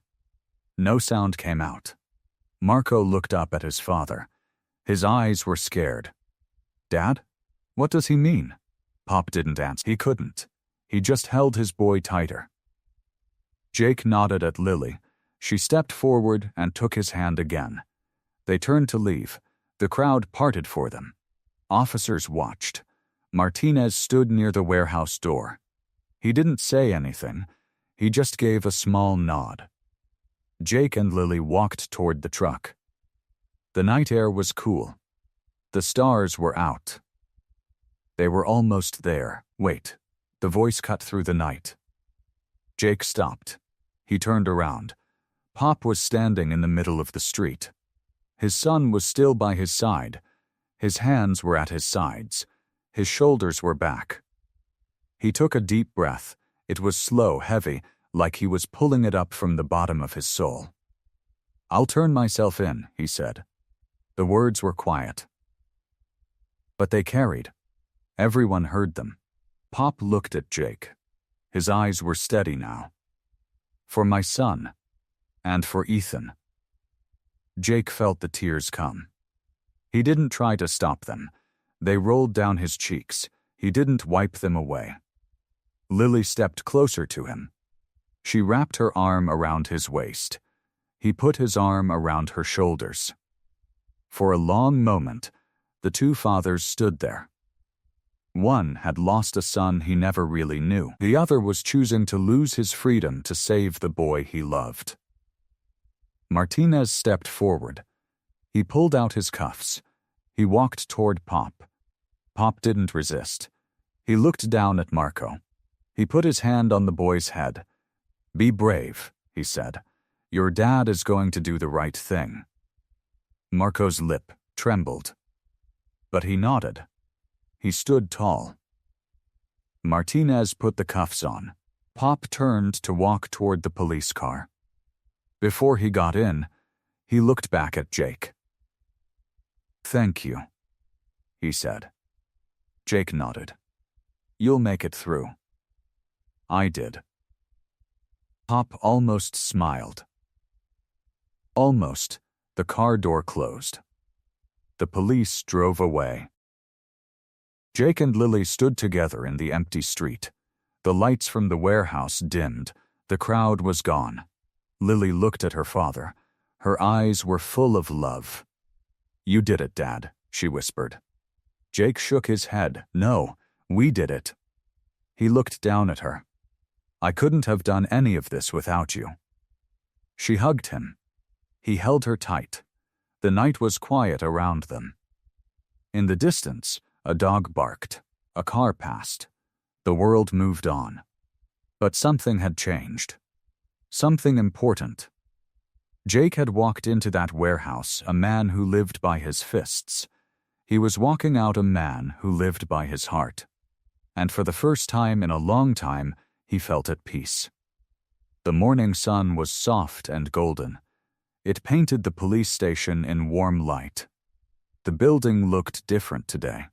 Less cold. Less scary. Jake sat on the hood of his truck. Lily stood beside him. She held 2 cups of coffee from the diner down the street. She handed one to him. "You okay?" she asked. Jake took a sip. The coffee was hot. It burned a little. He liked that. "I think I am," he said. "For the first time in a long time." Lily smiled. She leaned against him. They watched the front doors of the station. A car pulled into the parking lot. It was an old sedan. Blue, a little dusty. The engine turned off. The doors opened. Pop stepped out. He wore a plain gray shirt. No leather. No chains. He looked smaller than he had the night before. Softer. His hands were empty. Marco got out of the passenger side. The boy was maybe 12. He wore a clean white shirt. His hair was combed. He looked scared, but he stood tall. Pop looked across the parking lot. He saw Jake. He nodded once. Jake nodded back. No words were needed, not between them, not now. Pop put his hand on Marco's shoulder. They walked toward the station doors. Slowly, deliberately, like every step cost something. Jake watched them go. His chest felt tight. "Dad?" Lily said softly. He didn't answer at first. He just watched Pop reach for the door handle. Watched Marco reach up and take his father's other hand. "I never thought I'd see this," Jake said. "A man like Pop. Walking in. Giving himself up. Is it making you sad?" Lily asked. Jake thought about it. He watched Pop and Marco disappear through the doors. The glass swung shut behind them. "A little," he said. "But not the way you think." He set his coffee down. He rubbed his hands together. "Last night I could have hurt him. I could have ended everything with my fists. That was the old me." He looked at Lily. "But I chose different. And he chose different too." Lily took his hand. "That's what Ethan wanted," she said. "He wanted people to choose kindness." Jake nodded. His eyes were wet, but he didn't wipe them. "I feel proud," he said. "Proud of him for doing this. Proud of myself for not stopping him." Lily squeezed his hand. "That's not weakness, Dad. That's the strongest thing I've ever seen." They stood together in the morning light. Cars passed. A bird sang somewhere. The world was ordinary. But the moment was not. Minutes passed. Maybe 10. Maybe 20. The station doors opened. Detective Martinez stepped out. He looked tired, but there was something different in his eyes. Something light. Jake straightened up. Martinez walked toward them. He stopped a few feet away. He held a manila folder in one hand. "Jake," he said. "Lily, detective," Jake said. Martinez looked back at the station. Then he looked at Jake. "Pop confessed," he said, "to everything, orchestrating Ethan's death. The attack on your daughter. Everything." Jake felt the air leave his lungs. But it wasn't a bad feeling. It was relief. It was closure. "He's being processed now," Martinez went on. "He's going to face charges. Serious ones. He'll be in prison for a long time." Lily let out a breath. She leaned into her father. "But that's not all." Martinez reached into the folder. He pulled out a folded piece of paper. It was worn at the edges, like it had been folded and unfolded many times. "He asked me to give you this," Martinez said. "He wrote it last night. After he got home." Jake stared at the letter. His hands were steady, but his heart was not. He took the paper. It was heavier than it looked. Martinez nodded. He turned and walked back toward the station. Jake stood there holding the letter. Lily watched him. She didn't speak. He unfolded it slowly. The paper was lined. The handwriting was rough. Uneven, like the man who wrote it was not used to putting feelings into words. The letter read, "Jake, I don't know how to say this. I never learned the words. My old man never taught me. He taught me how to hit, how to hate, how to survive, not how to say sorry. But I'm saying it now. I'm sorry for Ethan. I'm sorry for the bruises on your daughter's neck. I'm sorry for the years I wasted. I'm sorry for the fear I spread. Your daughter's boyfriend was a better man than me. He saved her life. I took his. That's a debt I can never pay. But I want to try. I'm going to tell the police everything. Every name, every deal, every crime. I'm going to give them all of it. Not to save myself. To save my boy. So he never becomes me. I know you can't forgive me. I don't ask that. But I want you to know the truth. You were right. True strength is not in fear. It's in forgiveness. I'm learning. I'm trying. Maybe that's enough. Maybe it's not. But I want to be the kind of man my son thinks I am." Pop. The letter shook in Jake's hands. He read it twice. then a third time. Lily read over his shoulder. She pressed her hand to her mouth. A tear rolled down her cheek. Jake folded the letter carefully. He pressed it to his chest. He closed his eyes. The morning sun grew warmer. The air was still. Somewhere inside that station, a man was paying for his crimes, choosing a different path. And Jake stood there, holding the words of a man who had once been his enemy, asking for forgiveness, wanting to change. His fingers curled around the paper. He tucked it into the pocket over his heart. He looked at Lily. She looked at him. No words were needed. But in his chest, something shifted. Something loosened. Jake had walked into this story with a heart full of anger. He was walking forward with a heart full of something else. Forgiveness. It was not easy. It was not simple, but it was possible. The park was quiet. It was a small park, the kind nobody noticed. A few trees. A cracked sidewalk. A bench with peeling green paint. Jake sat down first. He patted the space beside him. Lily sat down and tucked her legs underneath her. The letter was still in his hand. It felt lighter now, but also heavier. Lighter because he had already read it. Heavier because he was about to read it again. Out loud. Lily waited. She did not push. She never pushed. That was one of the things he loved about her. Jake unfolded the paper. He smoothed it against his knee. "Dear Jake," he began. His voice was rough, not from anger, from something else, something softer. He read the whole letter, every word, every shaky line. He read about Pop's old man, about the hitting and the hating, about the years of fear. When he reached the part about Ethan, his voice cracked. "He saved her life. I took his. That's a debt I can never pay." Lily closed her eyes. A tear slipped out. She wiped it away with the back of her hand. Jake kept reading. "I'm going to tell the police everything, every name, every deal, every crime.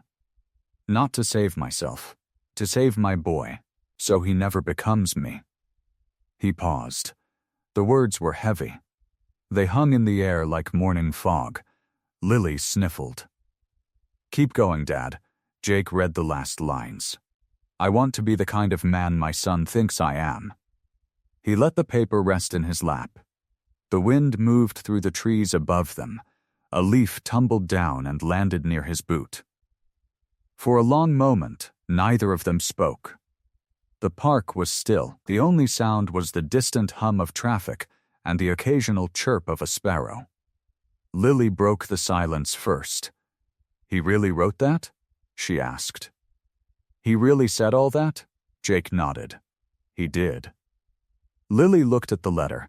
Her eyes moved over the paper like she was reading it herself. "He wants you to watch over Marco," she said. Jake remembered what Pop had written near the end. The part about his boy. The part about wanting something different for him. "He said he doesn't have anyone else," Jake said. "He said his brother is gone. His mother passed years ago. It's just him and Marco." Lily was quiet. "And he's scared," Jake went on. "Scared that Marco will grow up alone. Scared that the streets will grab him the way they grabbed Pop." He looked at his daughter. Her face was open. Kind, she had every reason to hate Pop. But she didn't look angry. She looked sad. "What do you want to do?" she asked. Jake let the question sit. He turned the letter over in his hands. He looked at the rough handwriting, the uneven letters, the words of a man who had spent his whole life being hard, trying to figure out how to be soft. "I want to be angry," he said. "Part of me still is. When I think about Ethan. When I think about what Pop did. The bruises on your neck. The fear he put in your eyes." He stopped. His jaw tightened. "But then I think about Marco. That little boy walking into the police station with his father, holding his hand, being brave. Lily nodded. Pop doesn't want revenge, Jake said. He wants a second chance. For his son, maybe for himself too. He folded the letter, slowly, carefully, like it was something precious. He pressed the crease with his thumb. Lily watched him. She did not rush him. I don't know if I can forgive him fully, Jake said. His voice was quiet, honest, but I can try. Lily reached over. She took his hand. Her fingers were warm. They wrapped around his. That's what Ethan would want, she said. Jake looked at her. Her eyes were wet. But she was smiling. A small smile. A real one. You think so? He asked. I know so, she said. Ethan always saw the best in people. Even when they couldn't see it in themselves. He would want you to try. Jake squeezed her hand. He looked down at the letter in his other hand, at the words of a man who had once been his enemy, who was now just another father trying to do right. I'm going to visit him, Jake said. Tomorrow at the prison. Lily looked at him. Really? Really, he said, not as a Hell's Angel, not as a victim, as one father to another. Lily leaned her head on his shoulder. I'll go with you if you want, she said. Jake shook his head. Not this time. This is something I have to do alone. She nodded. She understood. Sometimes fathers needed to speak father to father. The morning light grew softer. The park stayed quiet. Jake tucked the letter into his pocket, over his heart. He looked at Lily. She looked at him. And for the first time in a long time, the road ahead felt clear. The county jail smelled like bleach and stale coffee. Fluorescent lights hummed overhead. The walls were a dull gray that seemed to soak up all the hope in the room. Jake signed his name on the visitor log. The guard checked his ID. Then another guard led him down a long hallway to a small room with a glass divider down the middle. There were 2 chairs, one on each side, plus a phone receiver mounted on the wall. Jake sat down. He waited. A door opened on the other side. A man in an orange jumpsuit walked in. His hands were cuffed in front of him. A guard stayed behind him. It was Pop. But he didn't look like the man Jake remembered. That man had been big and loud and full of menace. This man looked smaller. His shoulders were slumped. His face had deep lines that hadn't been there before. Dark circles hung under his eyes. Their eyes met. For a long moment, neither of them reached for the phone. Then, Pop moved. He sat down. He picked up the receiver. Jake did the same. I never thought I'd see you here, Pop said. His voice came through the speaker, crackly and tired. Jake looked at the man behind the glass. He could feel the anger somewhere deep inside him. A flicker, a spark, but he did not feed it. He let it die. I'm here because my daughter and Ethan's mother taught me that hating you won't bring anyone back, Jake said. But helping you find a different path might save others. Pop blinked. He opened his mouth, closed it. For a few seconds he just stared at Jake like he had spoken a foreign language. You came all the way here, Pop said, to tell me that. After everything I did. Yes, why? Jake thought about the letter, the one tucked in his pocket, the one Pop had written from his cell in the middle of the night. Desperate, scared, trying to be better. Because I know what it's like to make a terrible choice, Jake said, and I know what it's like to wish you could take it back. Pop's eyes grew wet. He looked down at his cuffed hands. His shoulders started to shake. Nobody has ever said that to me, he whispered. Nobody. Not once in my whole life. He paused. He wiped at his face with the back of his hand. The cuff chain rattled. I had a father who beat me every night, Pop said. I had a mother who drank herself to sleep. They told me I was worthless. They told me I would never be anything. So I became what they said. Jake listened. He did not interrupt. I hurt people, Pop went on. I made them afraid. It was the only thing I was good at, the only thing that made me feel powerful. His voice broke. He pressed the receiver harder against his ear. But when I look at my boy, I see someone different. He is not like me. He is kind. He is gentle. And I am so scared that I will ruin him. That I will pass on all the poison my father gave me. He looked up at Jake. There were tears running down his face now. He did not try to hide them. You have a daughter, Pop said.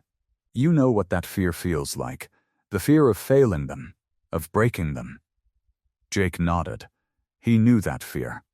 I never had anyone to trust, Pop said. Not a single person. My men are scared of me. My brother is dead. My mother passed away years ago. It's just me and Marco. He dropped the receiver for a moment. He reached into his pocket. The guard behind him stepped forward. It's fine, Pop said. It's just paper. He pulled out a crumpled envelope. He waved it at the glass. Then he placed it flat against the divider. Jake read the numbers written on it. A long string of digits. A bank account. That's the money, Pop said. All of it. The drug money. Every deal. Every dollar. I wrote down the account number a week ago. I couldn't bring myself to hand it over. He looked at Jake through the glass. Take it. Give it to the detective. To the police. Do whatever you need to do with it. Just make sure Marco is taken care of. Please, Jake reached out. His fingers pressed against the glass, inches from the envelope. He felt his own breath catch. I will, he said. I promise you. I will make sure Marco is safe. Pop exhaled. It was like watching someone let go of a weight they had carried for years. His shoulders dropped. His face relaxed. Thank you, Pop said. Thank you. Jake unfolded his hand. He pressed it flat against the glass, a silent handshake across the barrier. Pop pressed his own hand against the other side. They sat in silence. Two fathers. Two broken men. Two people trying to find a different way. Jake stood up. He nodded once. He turned and walked to the door. As he stepped into the hallway, he felt something. A weight lifting from his shoulders. Not all of it, but some of it. And that was enough to keep going. The living room was warm. Sunlight came through the lace curtains and landed on the old wooden floor. There were framed photos on the wall. Most of them were of Ethan. His smile was the same in every picture. Kind, gentle, full of light. Jake sat on the couch. He felt big and out of place in this tidy room. His leather vest creaked when he moved. Lily sat next to him, close enough that their shoulders touched. Across from them, Maria held a cup of tea with both hands. She had not taken a sip.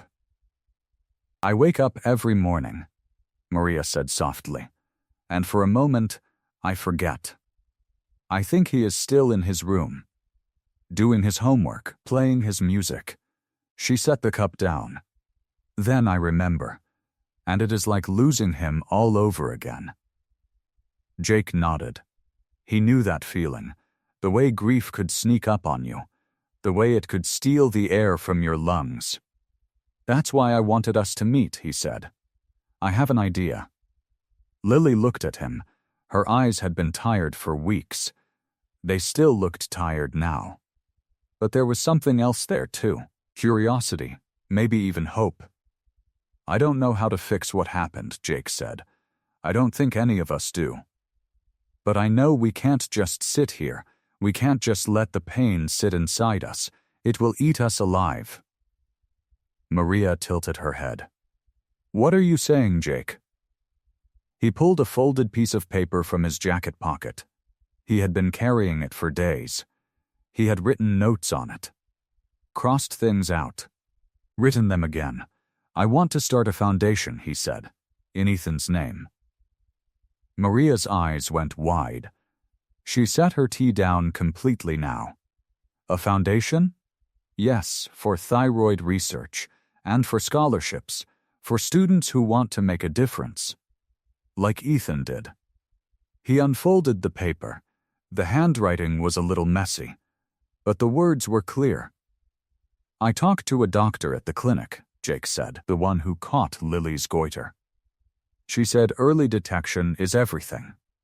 Ethan convinced Lily to get tested. He saved her life. If we can help other people get tested early, if we can help other kids go to school and study medicine, maybe we can save more lives." Jake paused. "Maybe we can make sure his death means something." Maria pressed her hand to her mouth, her eyes filled with tears. But she was not sad. Not exactly. There was something else mixed in. "Oh, Jake," she whispered. "I'm sorry," he said quickly. "I know it's a lot. I know I have no right to ask. He was your son, not mine. I was the one who threatened him. I was the one who—" "Stop." Maria's voice was firm. She leaned forward and took his hand. "You listened to what he taught you. Even after you lost him. You changed. You let yourself change." She squeezed his hand. "There is no one better to carry his memory." Jake felt his throat tighten. He had to look away for a moment. Lily reached over and put her hand on top of theirs. "I want to help," she said. Her voice was quiet, but steady. "I want to do this with you." Maria looked at her. Then she looked at Jake. "Tell me more about this foundation," she said. Jake smiled. It was a small smile, a tired one. But it was real. "For the first year we focus on awareness," he said. "We talk to colleges, to community centers.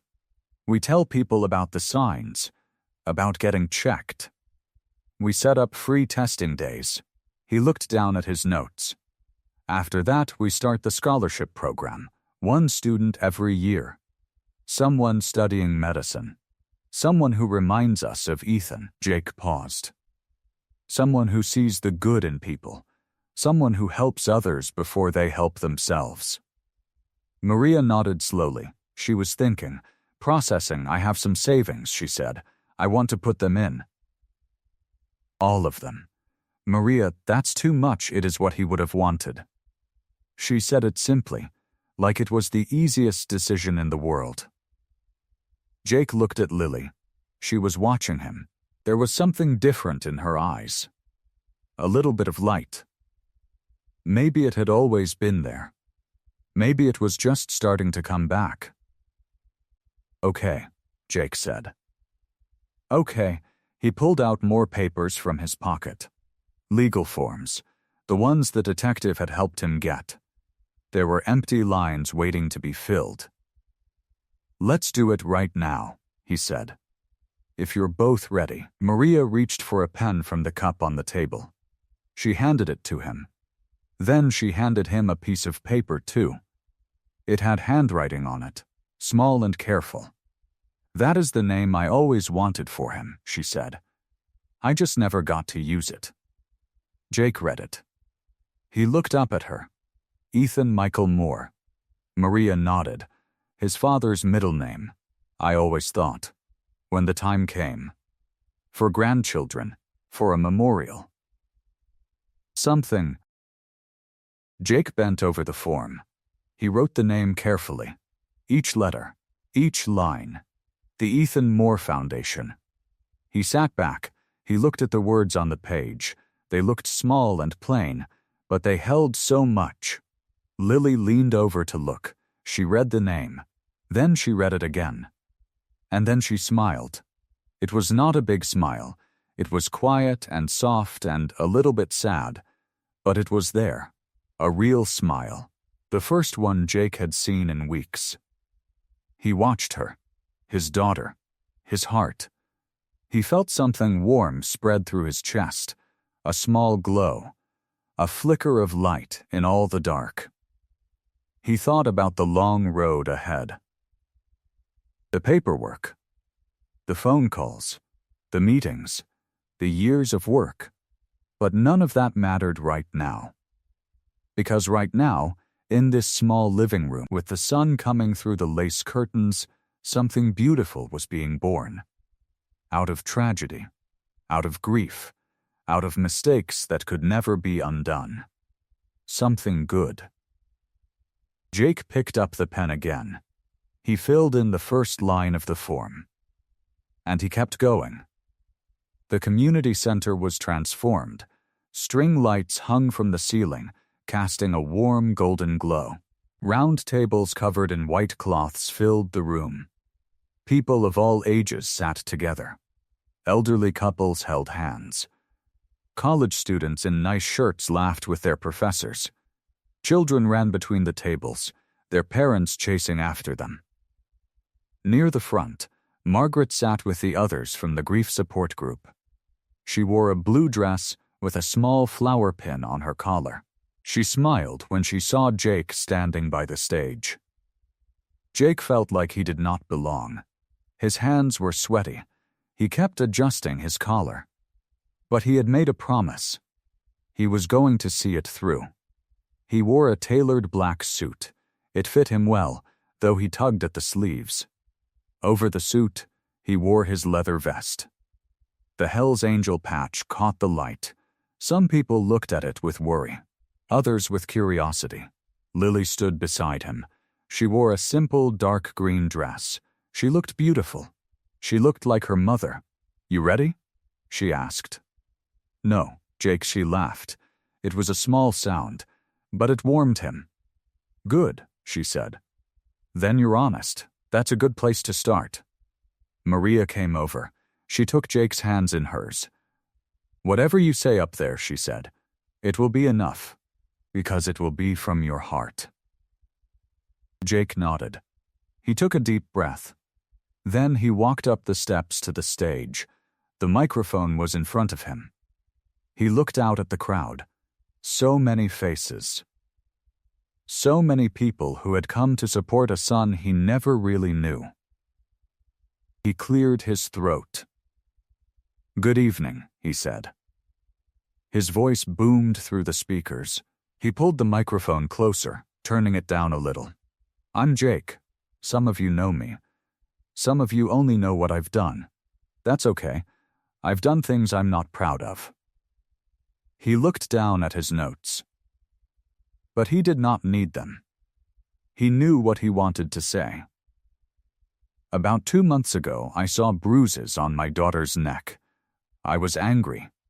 I was scared. And I made a terrible mistake. I blamed a young man who was innocent. A young man who had only ever done good. The room was quiet. Even the children stopped moving. His name was Ethan Moore. And he was my daughter's boyfriend. But more than that, he was her protector. He was the one who noticed a lump on her neck. He was the one who pushed her to get tested. He saved her life." Jake's voice cracked. He stopped. He took a breath, and I threatened him. I drove him away. And he died that night. Not because of me, but because of a mistake. Because someone else saw a ghost where there was no ghost. He looked out at the audience. He saw Margaret nodding. He saw Maria with tears in her eyes. He saw Lily standing at the side of the stage, her hands clasped in front of her. I've spent a lot of years solving problems with my fists, with my anger, with fear. But Ethan taught me something different. He taught me that the bruises on my daughter's neck weren't a mystery. They were a message. Jake gripped the edges of the podium. A message to listen, to trust, to slow down and see the truth before I act on my fear. He paused. His voice was quieter now, but the microphone carried it to every corner of the room. Ethan saw the good in people, even when it was hard to find. He saw it in Lily. He saw it in me, even when I didn't deserve it. Jake looked down at the piece of paper on the podium, the same piece of paper he had carried for weeks. Tonight, we start something new, something that will carry his name and his spirit forward. We're going to help people get tested. We're going to help students study medicine. We're going to save lives. Because that's what Ethan did, and that is what we will do. He looked up. For Ethan, the silence hung in the air for one more moment. Then the room erupted.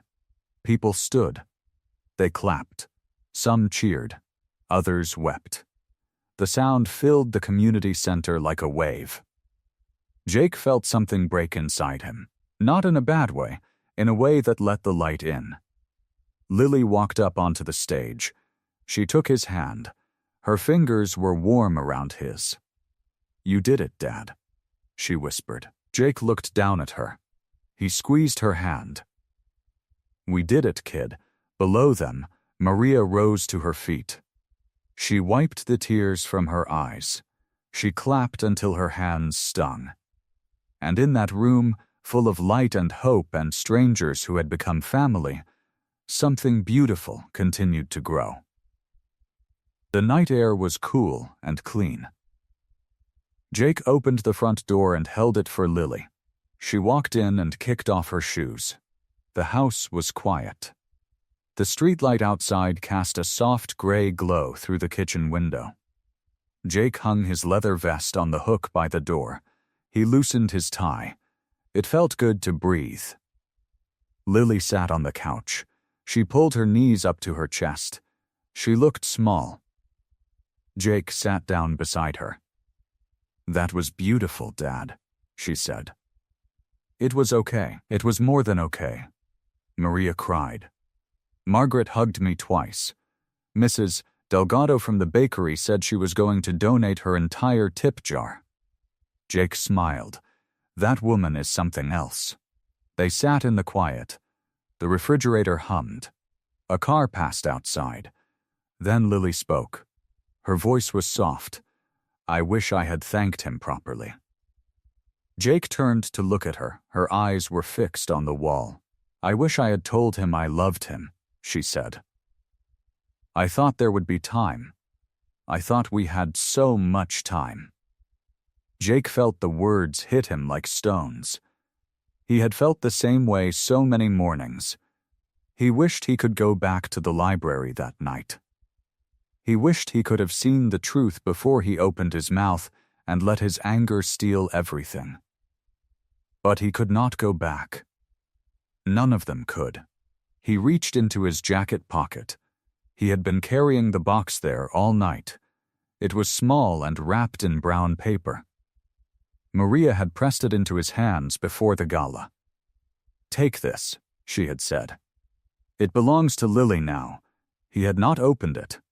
He had not wanted to. But now he held it out to his daughter. Lily looked at it. She did not reach for it. "What is it?" she asked. Jake took a breath. "It's from Maria, Ethan's mother. She asked me to give it to you." Lily took the box. Her hands trembled. She unwrapped the paper carefully, like she was touching something sacred. Inside was a small leather journal. The cover was worn at the edges. A pen was tucked into the spine. "It's his," Jake said softly. She found it in his room. Lily opened the cover. The pages were filled with writing, Ethan's handwriting, neat and careful. She turned the pages slowly. He had written about classes, about his mother's cooking, about the feeling of the sun on his face during his walk to school. Then she stopped. Her hands froze. A page near the middle was different. At the top, in letters slightly larger than the rest, it read, "For Lily." Jake watched his daughter's face. He saw the tears gather in her eyes. He saw the way her lips parted. She began to read. "Dear Lily," the letter began. "I don't know when you will read this. Maybe tomorrow, maybe years from now. But I need you to know something." The letter spoke of her strength, of the way she laughed when she was nervous, of the way she tapped her fingers on her notebook when she was thinking hard, of the way she made the world feel less loud just by being in it. It spoke of hope, of the future they had talked about, a little apartment near the park, a garden where they would grow tomatoes and sunflowers, a quiet life full of kindness. "If I ever seem quiet around you," the letter said, "it's because you take my breath away, and because I'm afraid that if I speak, I'll say something that scares you. But I should say it anyway. I love you, Lily, not because you're perfect, because you're you. And that's enough. That's more than enough." Lily finished reading. The letter shook in her hands. A sound escaped her throat. It was half sob, half laugh. Jake put his arm around her. She leaned into him. Her body shook. "He knew," she whispered. "He knew, Dad. He knew how I felt. He knew everything." Jake held her. He did not say anything. There was nothing to say that would take away the hurt. But he felt something. A warmth in his chest. A strange kind of peace. Ethan had known. And because of a little leather journal, Lily knew it too. She held the journal against her chest. She closed her eyes. Tears slid down her cheeks. But for the first time, she smiled. "Thank you, Maria," she whispered to the empty room. "Thank you for giving him to me." The morning sun rose soft and golden.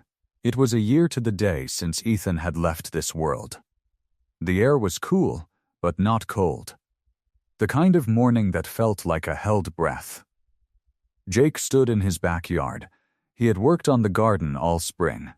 Tomatoes lined the fence. Sunflowers leaned toward the light. A stone path curved through the center. And at the end of the path, a small patch of open earth waited. He wore his leather vest over a clean white shirt. But for once, the vest felt light. It did not feel like armor anymore. Lily came out of the house first. She carried a watering can. Her hair was pulled back. She wore Ethan's favorite sweater, a soft blue one with a small patch on the sleeve.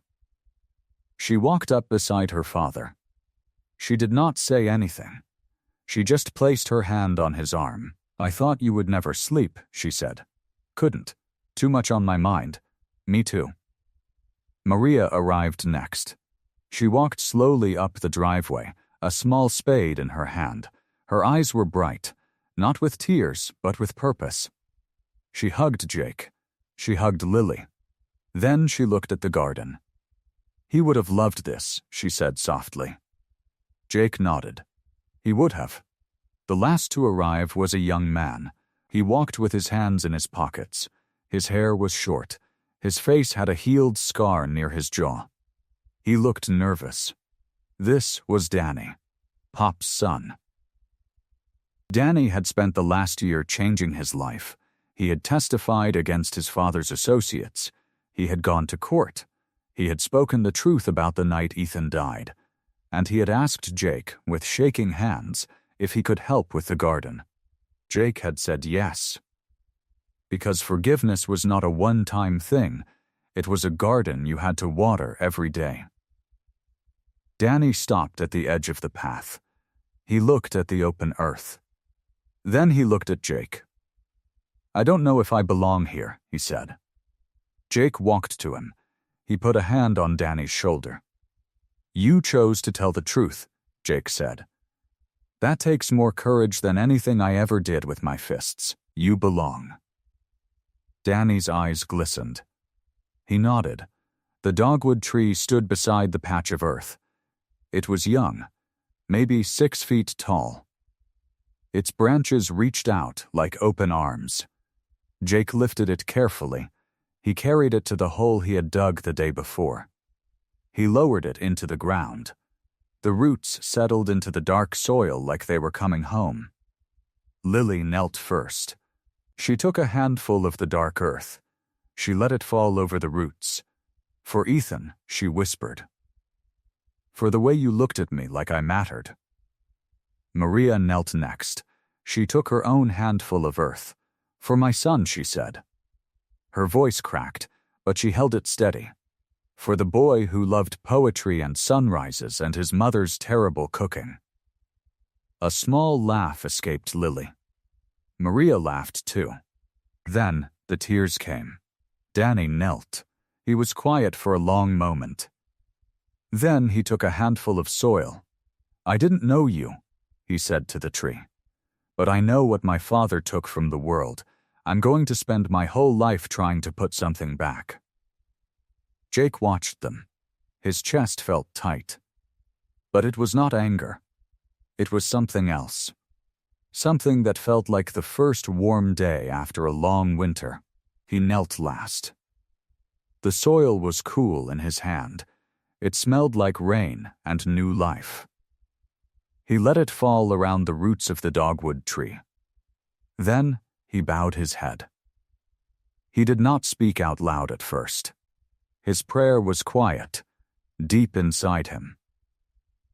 To Ethan, I wish I had seen you. I wish I had seen the kindness in your eyes. I wish I had seen the boy who saved my daughter before I saw the threat I invented in my own fear. I am sorry. I will carry that sorry for the rest of my life. But I will not let it make me bitter. I will let it make me better. To Maria, thank you for forgiving me when I did not deserve it. Thank you for showing me that love is stronger than loss. I will spend every day trying to be the man you believed I could be. To himself, you are not the man you were. The anger is gone. The fear is gone. You are learning to listen. You are learning to wait. You are learning that strength is not a raised fist. It is a quiet heart. Jake opened his eyes. The garden was quiet. The sun had climbed higher. A bird sang somewhere in the trees. Lily was smiling. She was kneeling in the dirt beside him, her hands covered in soil, her tears drying on her cheeks. And she was smiling. That was the moment Jake felt it. A deep, calm peace. It settled over him like a blanket. It was not the absence of grief. It was the presence of hope. The dogwood tree stood tall. Its branches swayed gently in the breeze, and Jake knew that something good had been planted on this ground. He looked at the house. The kitchen window glowed with morning light. He could see the couch where Lily had read Ethan's letter. He could see the ceiling where they had fixed the leak. He could see a home that had become a place of healing. Jake spoke. His voice was low and clear. The man who did it didn't see the next morning, because I chose to let the darkness die. But I saw the morning. And it's beautiful. The years had been kind to Jake. Not gentle, never that, but kind. He sat on the porch in his old wooden chair, the one with the creaky leg he kept meaning to fix. A cup of coffee steamed in his hands. The morning was soft and quiet, the kind of morning that asked nothing of you. The garden had grown wild and wonderful. Tomatoes spilled over their cages. Sunflowers stood tall, their faces turned to the sun like they were saying good morning. And at the end of the stone path, the dogwood tree had grown into a strong, graceful thing. Its branches spread wide. Its white blossoms opened each spring like a promise kept. Danny was out there now, kneeling by the flower bed. He pulled weeds with slow, careful hands. He had learned patience in this garden. He had learned that some things need time to grow. "Hey, Jake," Danny called. "These tomatoes are ready. You want me to pick some for dinner?" Jake smiled. He took a sip of his coffee. "You read my mind, kid," Danny grinned. He had a good smile now. It reached his eyes. A few years ago, that smile was hard to find. But it lived here now, in this yard, under this sun, beside this tree. Jake watched him work. He thought about the day Danny first came to the garden, nervous and unsure, carrying his father's shame like a heavy coat. Now Danny came almost every weekend. He helped with the foundation. He spoke at schools about making better choices, and sometimes, when no one was watching, he sat under the dogwood tree and talked to the sky. Jake never asked what Danny said out there. Some conversations were private. The sound of a car engine broke the quiet. Jake looked up. A familiar blue car came down the driveway, slow and careful. The morning sun caught the windshield. He could see two shapes inside. One small, one smaller. His heart did a little skip. The kind that only happened when Lily came home. The car pulled to a stop. The door opened. Lily stepped out. She had grown into a woman of quiet confidence. Her nurse's scrubs were covered by a light jacket. Her hair was shorter now, easier to manage on long shifts. She looked tired, but happy. The kind of tired that came from helping people. And then came the little one. A girl, 4 years old, with dark curls and bright eyes and a smile that could melt the hardest heart. She wore a yellow dress that spun when she twirled. She spotted Jake on the porch and let out a squeal. "Grandpa." She ran. Her little legs pumped as fast as they could. Her arms were open wide. Jake set down his coffee and opened his arms too. She launched herself into his lap, wrapping her small arms around his neck. He hugged her tight. She smelled like sunshine and strawberry soap. "You came to see me?" Jake said. "I twirled," she announced. "I saw you twirl. You twirled like a pro." She giggled. Then she settled against his chest, tucking her head under his chin. She fit there like she had always belonged. Lily walked up the porch steps. She leaned down and kissed Jake's cheek.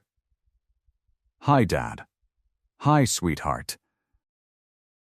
She sat in the chair beside him. Danny came up from the garden, wiping his hands on his jeans. He nodded at Lily. "Hey, Lily, hey, Danny, you keeping my dad out of trouble?" "Trying, he's a tough case." Jake laughed. The sound came easy now. It used to be rare, like a coin you found in an old pocket. Now it just lived in his chest, ready to come out. Lily looked at the garden. Her eyes found the dogwood tree. She smiled. It was a soft, peaceful smile, the kind that remembered but did not hurt. "Every time I see that tree," she said, "I think of him." Jake nodded. His arms tightened around his granddaughter. "He's with us," he said. "He's always with us." The little girl shifted on his lap. She looked up at him with her mother's eyes. The same warmth, the same spark. "Grandpa," she whispered. "Yes, sweet girl?" "Grandma Maria said I have my mother's smile." Jake's throat tightened. He looked at Lily. Then he looked at his granddaughter. Then he looked up at the sky. The clouds drifted slow and white. The sun wrapped everything in gold. Jake spoke. His voice was rough, but gentle. "You have your mother's strength." The little girl smiled. She laid her head on his shoulder and closed her eyes. Jake sat there, holding her, surrounded by the family that had grown from ruin, by the love that had risen from the ashes of fear and anger. Behind them, the dogwood tree stood tall and white, its blossoms shining in the morning light. He looked up at the sky, and whispered a quiet thanks to the boy who taught him what protection truly meant. Not fighting, not fear, just listening, just love. Jake closed his eyes. He breathed in the morning air.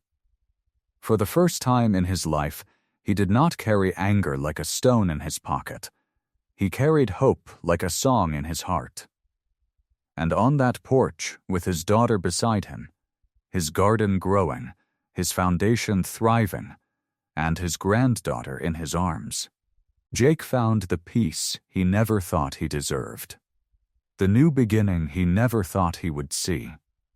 It was here. It was beautiful. It was everything. I hope you like this story. Please share what's your favorite part of the story and where in the world you are watching from. Have a wonderful day.